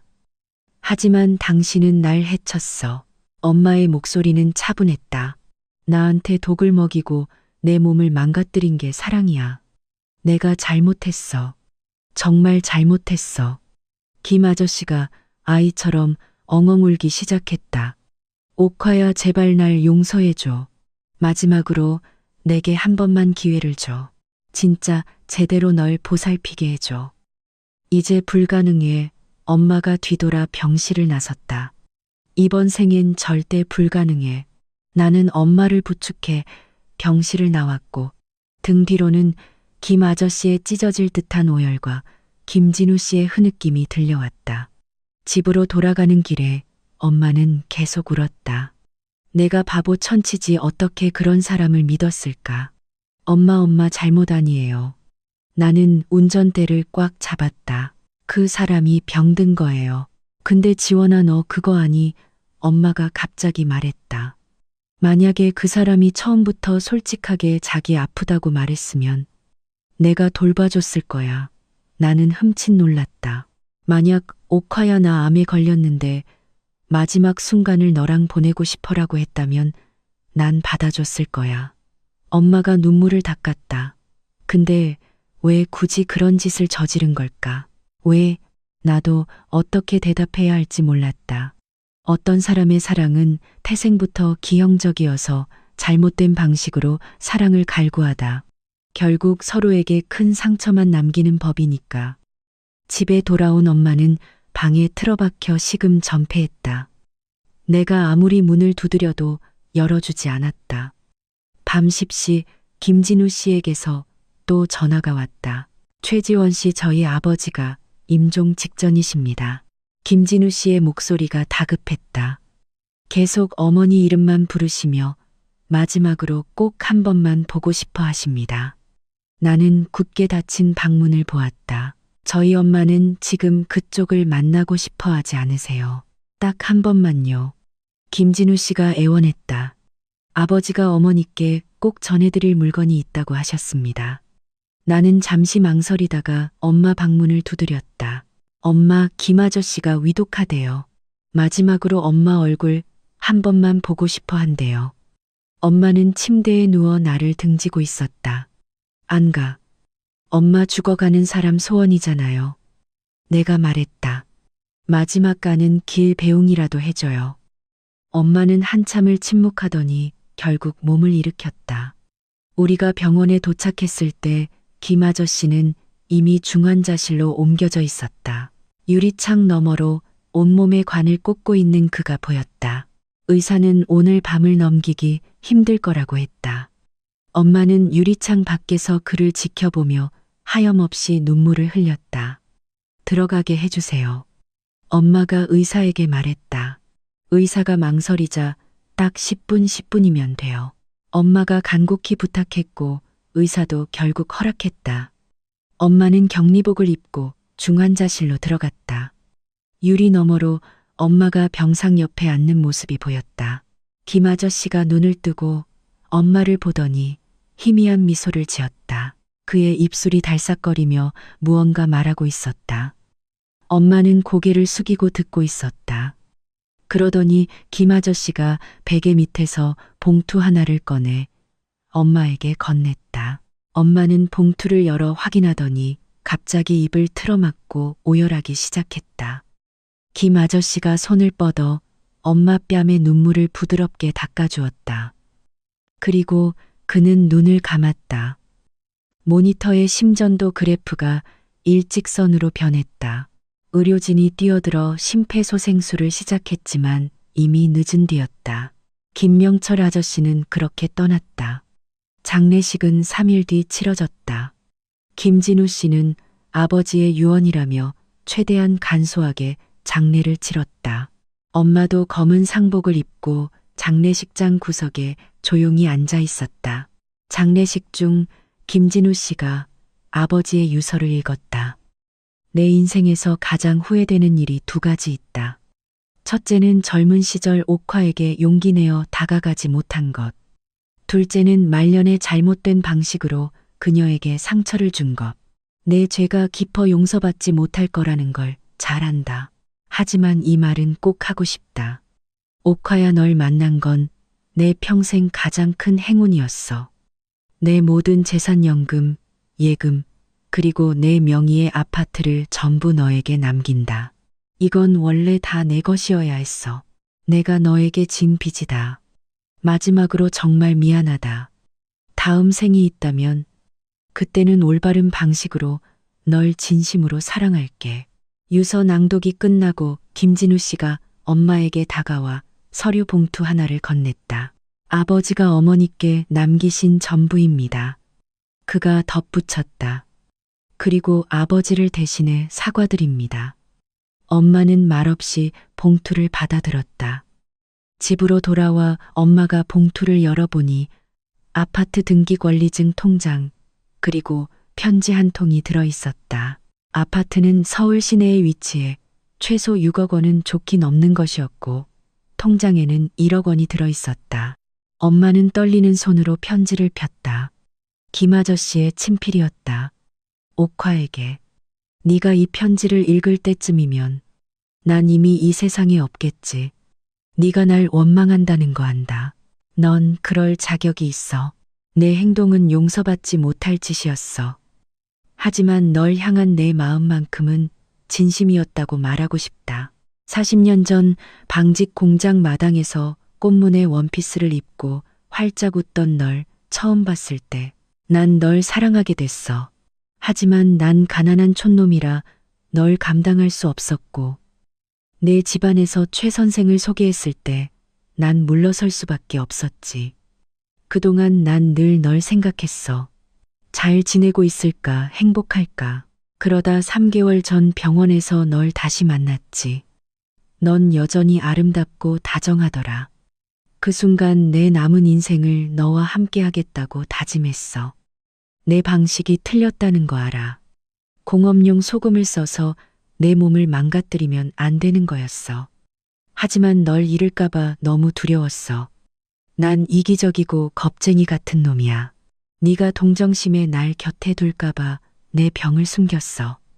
내가 원했던 건 네가 날 진심으로 필요로 하는 것이었어. 하지만 결국 난 아무것도 얻지 못했고 너에게 씻을 수 없는 상처만 남겼지. 옥화야, 미안해. 다시 돌아갈 수 있다면 솔직하게 모든 걸 말하고 올바른 방식으로 널 사랑할 텐데. 인생엔 만약이 없구나. 내 모든 걸 너에게 남긴다. 내 마지막 속죄라 생각해줘. 날 용서하지 않아도 돼. 난 용서받을 자격이 없으니까. 그저 앞으로 네가 건강하고 행복하게 살길 바랄 뿐이야. 다음 생에 다시 만난다면 그땐 정말 널 소중히 아낄게. 영원히 널 사랑하는 명철이가. 편지를 다 읽은 엄마는 다시 눈물을 터뜨렸다. 이 바보 같은 인간. 엄마는 편지를 품에 안고 중얼거렸다. 바보 같은 인간. 나는 엄마 곁에 앉아 무슨 말을 해야 할지 몰랐다. 김 아저씨가 엄마를 진심으로 사랑했다는 건 의심할 여지가 없었다. 하지만 그 방식이 끔찍할 정도로 틀렸다. 만약 처음부터 솔직하게 병을 고백하고 마지막을 함께하고 싶다고 했다면 결말이 달랐을까. 하지만 세상에 만약은 없다. 그는 기만을 선택했고 상처를 남겼으며 결국 고독하게 죽음을 맞이했다. 그 후 며칠 동안 엄마는 무척 조용했다. 울지도 않고 말도 없이 온종일 창가에 앉아 허공만 바라보았다. 걱정이 된 내가 누구랑 얘기 좀 해보겠냐고 물었지만 엄마는 고개를 저었다. 괜찮아. 그냥 내 인생에서 대체 내가 뭘 잘못했나 생각 중이야. 엄마가 나를 돌아보았다. 왜 내가 만난 사람들은 다 잘못된 방식으로만 날 사랑했을까? 엄마, 그건 엄마 잘못이 아니에요. 그럴까? 엄마가 쓴웃음을 지었다. 내 아빠 살아있을 땐 나한테 참 잘했지. 근데 돌아가시고 나서야 밖에서 도박빚을 잔뜩 진 걸 알았어. 나는 흠칫 놀랐다. 나도 모르는 사실이었다. 아빠 돌아가시고 빚쟁이들이 들이닥쳐서 집을 팔아 겨우 갚았지. 엄마가 말했다. 그때도 난 생각했어. 왜 나한테 솔직하게 말하지 않았을까? 왜 날 속였을까? 김영감도 마찬가지야. 엄마가 눈물을 훔쳤다. 병이 들었으면 왜 솔직하게 말하지 않고 그런 무서운 짓을 벌인 걸까? 나는 뭐라고 대답해야 할지 몰랐다. 어떤 사람들은 본성을 숨기는데 익숙하고 잘못된 방식으로 사랑하는 것에 익숙하다. 그들은 그게 상대를 위한 것이라 착각하지만 사실은 그저 자기 자신의 욕구를 채울 뿐이다. 일주일 뒤 엄마의 건강은 눈에 띄게 좋아졌다. 의사는 아질산염 섭취를 멈추었기 때문에 몸이 서서히 회복될 거라고 했다. 엄마는 김명철 아저씨가 남긴 아파트를 팔기로 결심했다. 난 그 사람 물건 하나도 안 가질 거다. 엄마가 말했다. 집 팔아서 그 돈 다 암재단에 기부할 거야. 엄마, 이건 그 아저씨가 엄마한테 남긴 거잖아요. 필요 없어. 엄마가 내 말을 끊었다. 난 그 사람한테 빚지기 싫어. 아파트는 금방 팔렸다. 6억 원. 거기에 예금 1억 원까지 합쳐 총 7억 원이었다. 엄마는 단 1원도 남기지 않고 전액을 기부했다. 기부할 때 직원이 누구 이름으로 할 거냐고 묻자 엄마가 대답했다. 김명철 이름으로 해주세요. 평생 몹쓸 짓 많이 했으니 마지막엔 좋은 일이라도 해야죠. 그날 밤 엄마는 마침내 엉엉 소리 내어 울었다. 마치 마음속에 쌓아둔 모든 억울함과 슬픔을 다 토해내는 듯했다. 나는 엄마를 끌어안고 함께 울었다. 엄마, 앞으론 제가 엄마 잘 모실게요. 바보 같은 소리. 엄마가 내 등을 토닥였다. 엄마는 내 보살핌 안 받아도 돼. 난 네가 잘 살았으면 좋겠다. 네, 잘 살게요. 그날 밤 우리는 많은 이야기를 나눴다. 엄마의 젊은 시절 이야기, 돌아가신 아빠 이야기, 그리고 김명철 아저씨 이야기까지. 지원아, 엄마는 이제야 깨달았어. 엄마가 말했다. 인생에서 가장 중요한 건 누군가에게 사랑받는 게 아니라 스스로를 사랑하는 거라는 걸. 무슨 뜻이에요? 난 평생 누군가에게 의지하고 누군가 날 챙겨주길 바랐어. 엄마가 말했다. 근데 진정으로 의지할 수 있는 사람은 나 자신뿐이더라고. 나는 고개를 끄덕였다. 김영감 일을 겪으면서 깨달은 게 있어. 엄마가 계속 말했다. 스스로를 온전히 사랑하지 못하는 사람이 어떻게 남을 사랑하겠니? 김영감은 나를 안 사랑한 게 아니라 자기를 사랑하지 않은 거야. 엄마가 창밖을 바라보았다. 자기 자신의 병든 몸도 고독한 영혼도 사랑하지 못했기 때문에 삐뚤어진 방식으로 사랑을 구걸한 거지. 앞으론 나 자신을 사랑하며 살 거야. 남을 위해서가 아니라 오직 나 자신을 위해서. 그 순간 나는 엄마가 변했다는 걸 느꼈다. 더 이상 연약하고 누군가에게 의지하려던 늙은 여자가 아니었다. 단단하고 독립적인 사람이 되어가고 있었다. 어쩌면 이것이 김 아저씨가 엄마에게 남긴 진정한 마지막 선물이었을지도 모른다. 자신을 사랑하는 법을 배우게 한 거다. 한 달 뒤 엄마는 집을 새로 리모델링하기로 했다. 이곳을 진정한 나만의 공간으로 만들 거야. 엄마가 말했다. 김영감의 흔적은 모조리 지워버릴 거야. 리모델링은 2달이나 걸렸다. 그동안 엄마는 매일 공사 현장에 나가 가구 커튼 소품을 직접 골랐다. 엄마는 평생 처음으로 온전히 자기 자신을 위해 집을 꾸미고 있다고 했다. 공사가 끝난 날 가보니 집은 새 것처럼 아늑하고 환해져 있었다. 거실 벽에는 엄마의 젊고 환한 사진이 걸렸고 베란다에는 제스민 치자나무 그리고 엄마가 가장 좋아하는 장미가 가득했다. 종이 상자가 놓여있던 바로 그 구석엔 라탄 의자와 작은 찻상이 놓여 있었다. 엄마는 앞으로 여기서 차를 마시고 책을 읽으며 햇볕을 쬐을 거라고 했다. 엄마 진짜 달라지셨네요. 분주한 엄마의 뒷모습을 보며 내가 말했다. 그래, 엄마가 웃으며 뒤돌아봤다. 나도 그렇게 생각해. 훨씬 젊어지시고 활기차 보여요. 삶의 의미를 찾았으니까. 엄마가 말했다.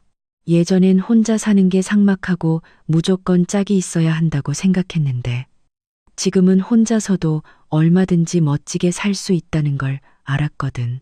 그날 저녁 엄마는 내가 좋아하는 반찬을 잔뜩 만들어 한 상 차려냈다. 밥을 먹다 엄마가 불쑥 말했다. 지원아, 엄마 그림 배우고 싶어. 나는 움찔했다. 그림이요. 응, 젊었을 때부터 배우고 싶었는데 기회가 없었잖아. 엄마 눈빛이 반짝였다. 이제 시간도 많으니 한번 도전해보고 싶어. 좋아요, 배우고 싶은 건 다 배우세요. 내가 응원했다. 엄마는 소녀처럼 환하게 웃었다.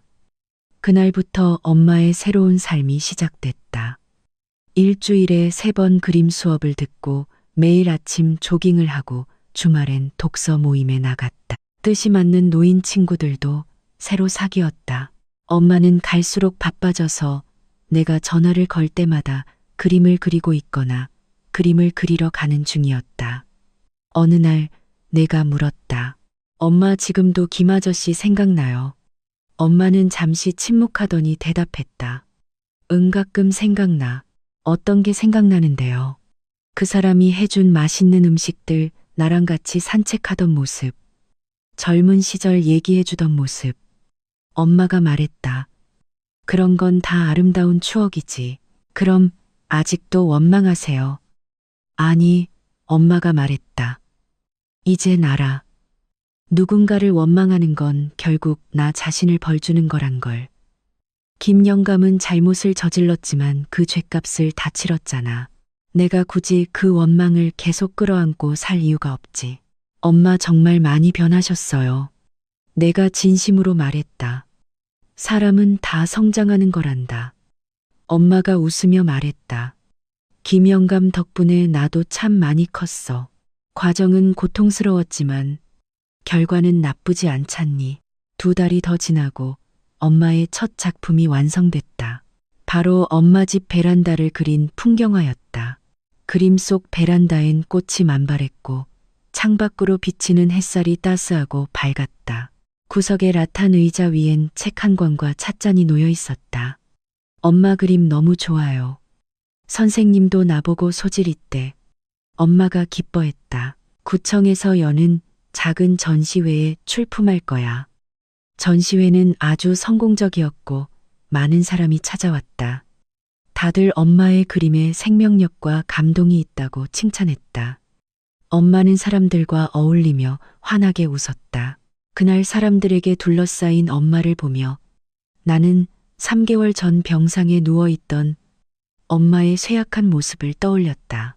그땐 창백하고 말라 시들어가는 꽃 같았는데 지금은 붉게 피어나는 건강하고 당당한 꽃이 되었다.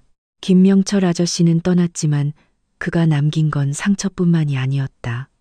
그는 엄마에게 자신을 사랑할 기회를 남겨주고 떠난 셈이다. 전시회가 끝나고 엄마는 그 베란다 그림을 표구해서 거실 정중앙에 걸었다. 왜 이걸 걸어두세요? 내가 물었다. 이 그림이 내 마음을 대변하니까. 엄마가 말했다. 저 베란다는 김 영감이 나한테 상처를 준 장소였어. 하지만 지금은 내가 제일 좋아하는 공간이 됐지.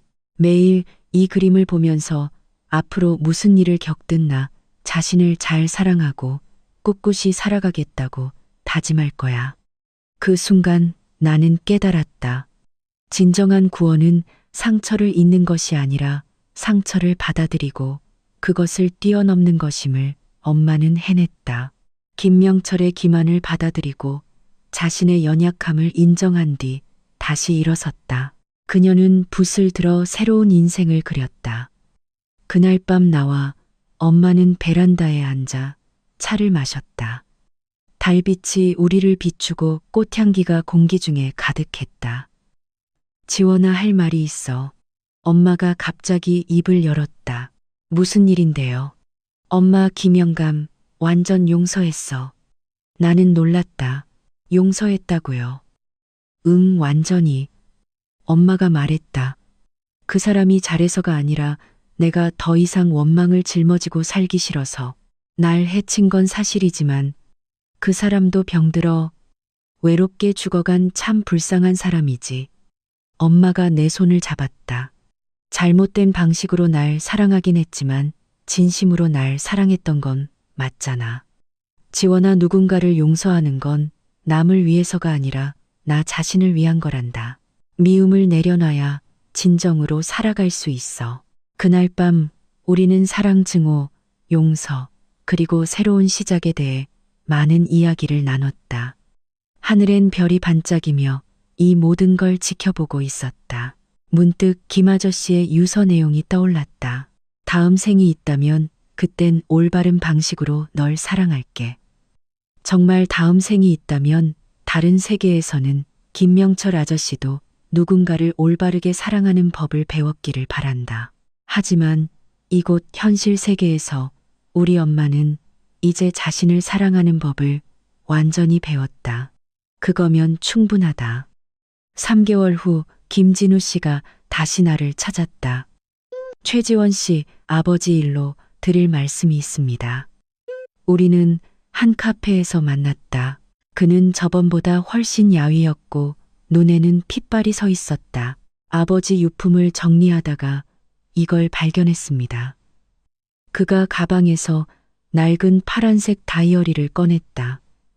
김명철 아저씨의 일기장이었다. 첫 장을 열어보니 2023년 6월 15일이라는 날짜가 적혀 있었다. 그가 간암 말기 판정을 받은 날이었다. 오늘 의사에게 간암 말기 판정을 받았다. 길어야 6개월이라고 했다. 난 울지 않고 진료실 밖에 앉아 멍하니 있었다. 6개월 180일사 320시간. 내 생명이 그것밖에 안 남았다니. 그 순간 옥화가 떠올랐다. 죽기 전에 그녀를 마지막으로 꼭 한번 보고 싶다. 멀리서 지켜보기만 하더라도. 나는 다음 장을 넘겼다. 6월 22일. 오늘 옥화가 건강검진을 받는다는 병원에 갔다. 하루 종일 기다리다 오후 3시에 드디어 그녀를 봤다. 세월의 흔적은 있지만 여전히 내가 사랑했던 그 아름다운 옥화였다. 용기 내어 다가갔고 그녀는 단번에 나를 알아봤다. 그 순간 결심했다. 내 남은 여생을 그녀와 함께 보내겠다고. 7월 1일. 오늘 옥화집으로 들어왔다. 그녀는 내게 손님방을 내주었지만 난 안방에서 그녀를 보살피며 지내겠다고 고집을 부렸고 결국 허락을 받았다. 밤에 그녀 곁에 누워 고른 숨소리를 들으며 난 세상에서 가장 행복한 놈이라고 생각했다. 7월 15일. 옥화는 너무 독립적이다. 요리도 혼자, 빨래도 혼자, 청소도 혼자 다 한다. 내가 도와주려 해도 필요 없다고만 한다. 갑자기 너무 무섭다. 그녀가 날 필요로 하지 않으면 날 내쫓지 않을까. 7월 20일. 인터넷을 검색하다가 사람 몸이 조금 아프면 누군가의 돌봄을 필요로 하게 된다는 걸 알았다. 끔찍한 생각인 건 알지만 그녀를 잃는 게 너무 두렵다. 7월 25일. 오늘 공업용 소금을 샀다. 아주 조금만 쓸 거니까 큰일은 안 날 거라고 스스로를 위안했다. 그저 그녀가 나를 필요로 했으면 좋겠다. 여기까지 읽자 내 손이 덜덜 떨렸다. 8월 10일. 오늘 옥화가 어지럽다고 했다.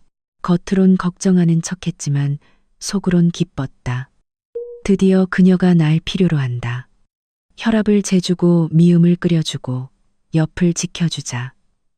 그녀가 내게 곁에 있어줘서 고맙다고 했다. 그 순간 내 모든 죄책감이 보상받는 기분이었다. 8월 25일. 딸 지원이가 왔다. 나를 의심하는 게 눈빛에서 느껴진다. 너무 무섭지만 멈출 수가 없다. 옥화가 날 필요 없다고 느끼게 둘 순 없다. 9월 5일. 지원이가 공업용 소금을 알아냈다. 내게 따져 물었다. 모든 게 끝났다는 걸 직감했다. 난 내가 제일 사랑하는 사람을 최악의 방법으로 해쳤다. 난 이 세상에 살아 숨 쉴 자격이 없는 놈이다. 9월 6일. 이게 내 마지막 일기다. 있는 수면제를 다 털어넣었다. 곧 저승사자를 만나겠지. 옥화야, 미안해. 넌 날 용서하지 않겠지만 그래도 널 만난 건 내 평생의 행운이었어. 다음 생엔 꼭 올바른 방식으로 널 사랑할게. 영원히 널 사랑하는 명철이가. 일기장을 덮자 눈물이 쏟아졌다. 저희 아버지는 좋은 분이셨습니다. 김진우 씨가 눈물을 닦으며 말했다. 저희 어머니가 배신하고 떠났을 때도 한 번도 원망 안 하셨고 절 키우고 유학 보내고 집까지 사주셨습니다. 평생 외롭게 살다 돌아가실 줄 알았는데 어머니를 만나셔서 정말 기뻤습니다. 그런데 그런 무서운 짓을 하실 줄은. 우리는 한참을 침묵했다. 최지원 씨, 저희 아버지가 큰 죄를 지었지만 다시 한번 아버지를 대신해 사과드립니다. 사과하실 필요 없어요. 내가 말했다. 진우 씨 잘못도 아닌데요. 부탁이 하나 있습니다. 그가 말했다. 이 일기장 어머니께 보여주실 수 있나요? 방식은 끔찍했지만 아버지가 어머니를 진심으로 사랑했다는 걸 꼭 알려드리고 싶습니다. 나는 일기장을 받아들고 고개를 끄덕였다. 집에 돌아와 엄마에게 일기장을 건넸다. 베란다 라탄 의자에 앉은 엄마는 한 장 한 장 일기를 넘겼다. 달빛 아래 엄마의 눈물이 반짝였다. 마지막 장을 덮은 엄마는 깊은 한숨을 쉬었다. 이 바보 천치. 엄마가 중얼거렸다. 왜 굳이 이런 방식을 썼을까? 엄마 기분이 어때요, 만약에? 김 영감이 처음부터 나한테 솔직하게 다 말했다면 어땠을까 생각했어. 엄마가 말했다. 옥화야, 나 병들었어. 남은 시간 너랑 같이 있고 싶어. 라고 했다면 내가 허락했을까 하셨을 것 같아요. 엄마는 한참 침묵하다 말했다. 응, 했을 거야. 나도 외로웠고 누군가 필요했으니까. 솔직히 말했다면 마지막 가는 길 잘 보살펴 줬을 거야. 근데 그 사람은 날 속이는 걸 택했지. 엄마가 일기장을 어루만졌다. 기만으로 얻은 곁자리는 결국 오래가지 못하는 법인데. 그날 밤 엄마는 일기장을 서랍 속에 넣었다. 보관하시려고요. 응. 김 영감이 남긴 마지막 물건이잖아. 마음 아프지만 이것도 기념이지. 무슨 기념이요? 잘못된 사랑에 대한 기념이자 교훈이지. 엄마가 말했다. 진정한 사랑은 솔직하고 건강해야지. 기만과 통제로 올가매는 게 아니라는 걸 매일 되새길 거야. 나는 고개를 끄덕였다. 지원아, 김영감은 날 사랑했지만 너무 이기적으로 사랑했어. 엄마가 말했다. 자기 두려움만 생각하고 내 감정은 안중에 없었어. 진짜 사랑은 상대에게 자유와 선택권을 줘야지. 상대를 망가뜨려서 자기 욕심을 채우면 안 돼. 그 순간 엄마가 정말 어른이 되었다고 느꼈다. 아니, 누군가에게 의지하려던 노인에서 자립적이고 지혜로운 여성이 된 것이다. 한 달 뒤 모르는 번호로 전화가 왔다. 최지원 씨 맞으신가요? 저는 자선단체 직원입니다. 김명철 선생님 이름으로 기부하신 금액과 관련해 어머님을 저희 감사 행사에 초대하고 싶어서요. 나는 엄마에게 이 사실을 알렸다. 안 가. 그건 김영감 돈이지 내 돈이 아니야. 그래도 엄마가 김명철 이름으로 기부하셨잖아요. 내가 설득했다. 아저씨를 대신해 마지막 선행을 베푼다 생각하고 다녀오세요. 엄마는 결국 승낙했다. 행사날 회장은 기부자와 수혜자들로 붐볐다. 사회자가 김명철의 기부금으로 12명의 암 환자가 치료를 받았고 그중 5명이 완치되어 퇴원했다고 소개했다. 무대 위로 올라온 5명의 완치자들이 차례로 감사 인사를 했다. 김 선생님의 도움이 아니었으면 전 이 세상에 없었을 겁니다. 40대 여성이 울먹이며 말했다. 선생님은 돌아가셨지만 그분의 사랑은 이렇게 남았습니다. 영원히 기억하겠습니다. 무대 위 사람들을 보며 엄마의 눈시울이 붉어졌다. 지원아, 김영감도 이거 알고 있을까? 엄마가 조용히 물었다. 그럼요. 하늘에 있다면 분명 보고 있을 거예요. 기뻐할까? 당연히 기뻐할 거예요. 정말 의미 있는 일을 했잖아요. 나는 엄마의 손을 꼭 잡았다. 행사가 끝나고 5명의 완치자들이 다가와 엄마에게 인사를 건넸다. 혹시 김 선생님 가족이신가요? 저희 생명의 은인이십니다. 정말 감사합니다. 엄마는 잠시 머뭇거리다가 고개를 끄덕였다. 네, 제가 대신 전해드릴게요. 집으로 돌아오는 길, 엄마는 내내 조용했다. 지원아, 엄마 오늘 완벽하게 깨달았어. 뭐료? 김영감이 평생 잘못을 저질렀지만 마지막에 딱 하나 좋은 일을 했네. 엄마가 말했다. 자신의 목숨으로 내게 스스로를 사랑하는 법을 가르쳐줬고 자신의 재산으로 12명의 목숨을 살렸어. 어떤 의미에선 그 사람 스스로 구원을 받은 걸지도 몰라. 엄마 이제 그 아저씨 정말 다 용서하셨어요. 응, 완전히. 엄마가 말했다. 미워해봐야 내 마음만 지옥이니까. 용서는 결국 나 자신을 해방시키는 거야. 그 사람은 죗값을 치렀고 내 곁을 떠났어. 사람들의 입방아에 오르내리는 걸로 충분해. 난 이제 과거에 얽매이지 않고 오직 나 자신을 사랑하며 멋지게 살 거야. 엄마는 과거에 대한 미련과 김명철에 대한 모든 응어리를 훌훌 털어버렸다. 진정으로 홀가분해진 모습이었다. 그날 밤 엄마는 베란다에서 새 그림을 그렸다. 푸른 하늘을 향해 날아가는 새 한 마리였다. 제목이 뭐예요? 새로운 탄생 신생. 엄마가 대답했다. 이 새가 바로 나야. 드디어 나만의 하늘을 향해 날아가는 법을 배운 거지. 그 그림을 보며 내 가슴엔 따뜻한 기운이 번졌다. 엄마는 강인하고 독립적인 여성으로 다시 태어난 것이다. 2년 뒤 시립미술관에서 엄마의 개인전이 열렸다. 동네의 작은 전시회가 아니라 40점의 작품이 번듯하게 걸린 진짜 갤러리 개인전이었다. 오프닝 날 친구들과 미술 애호가들 낯선 관람객들이 가득 찼다. 이 작가의 그림에는 특유의 생명력이 있네요. 한 미술 평론가가 말했다. 고통과 투쟁이 엿보이지만 결국 모든 붓 터치가 희망과 새로운 탄생을 향해 가고 있어요. 엄마는 하늘색 원피스를 입고 단정하게 자른 짧은 머리를 한 채 사람들 틈에서 활짝 웃고 있었다. 세월의 흔적은 있지만 눈빛만큼은 젊은이처럼 반짝였다. 엄마 정말 자랑스러워요. 내가 다가가 안아주었다. 나도 내가 참 자랑스럽다. 엄마가 내 등을 토닥였다. 전시된 그림은 거의 다 팔렸다. 마지막 작품은 그 신생이라는 그림이었다. 젊은 여성이 그 앞에 한참 서 있더니 입을 열었다. 이 그림 제가 사고 싶어요. 이 그림에 얽힌 이야기를 들려주실 수 있나요? 엄마가 다가가 그림을 바라보며 말했다.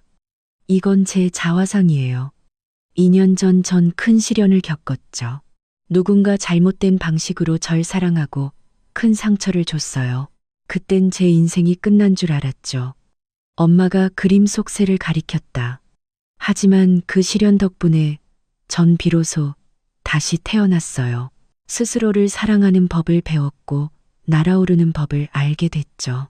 저 새가 바로 과거의 그림자를 떨쳐내고 저만의 하늘을 향해 날아가는 저 자신입니다. 젊은 여성은 눈시울을 붉히며 말했다. 선생님 이야기가 제게 큰 힘이 되네요.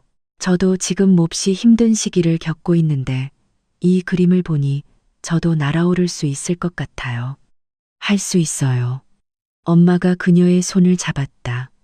과거를 내려놓고 다가올 미래를 기꺼이 끌어안는다면 누구든 날아오를 수 있답니다. 엄마는 이 그림을 판 돈 역시 전부 자선단체에 기부했다. 돈은 안 부족해. 내가 번 돈이 나보다 더 필요한 사람들에게 쓰이면 좋잖니. 그날 밤 나와 엄마는 다시 베란다에 앉아 차를 마셨다. 조용하고 평화로운 우리만의 시간. 지원아 미술학원에 나 좋다고 쫓아다니는 할아버지가 하나 있어. 엄마가 불쑥 말했다. 네, 누군데요? 그냥 혼자 사시는 분인데 내 그림도 좋고 내가 너무 좋대. 그래서 만나보실 거예요. 엄마가 고개를 저었다. 아니, 거절했어. 난 지금 내 삶이 너무 행복해서 다른 짝이 필요 없거든. 그림 그리고 친구 만나고 내 삶을 온전히 즐기는 지금 이대로가 너무 좋아. 나는 고개를 끄덕였다. 알겠어요, 엄마. 진정한 행복은 누구한테 기대는 게 아니라 자기 자신이 되는 거니까요. 엄마는 지금 그 누구보다 반짝이는 온전한 이목화 그 자체예요. 달빛이 유난히 밝은 밤이었다. 베란다에는 장미꽃 향기가 가득했고 라탄 의자 옆에는 책과 찻잔 그리고 미완성의 캔버스가 놓여 있었다. 단순하지만 충만하고 아름다운 엄마의 삶이었다. 만약 시간을 되돌릴 수 있다면 다시 김명철 아저씨를 만날 거예요. 내가 물었다. 엄마는 한참 생각하더니 대답했다. 응, 만날 거야. 그 일이 없었으면 지금의 나도 없었을 테니까. 그 사람은 가장 잘못된 방식으로 날 사랑했지만 역설적이게도 그 덕에 나 자신을 완벽하게 사랑하는 법을 배웠어. 진짜 사랑이 뭔지, 가짜 사랑이 뭔지 가르쳐주고 떠난 셈이지. 그 순간 나는 깨달았다. 인생에서 만나는 모든 인연과 상처, 고통에는 다 의미가 있다는 것을. 그것들은 우리를 파괴하기 위해 오는 게 아니라 우리를 성장시키기 위해 온다. 고통 속에 빠져 허우적댈지 아니면 고통을 딛고 일어설지는 오직 우리의 선택에 달렸다. 우리 엄마는 후자를 택했다.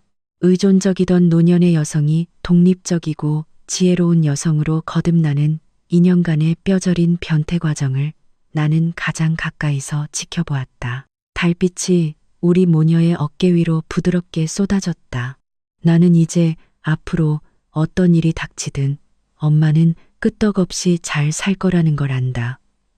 자신을 사랑하고 날아오르는 법을 배운 그녀의 하늘은 영원히 맑고 광활할 테니까.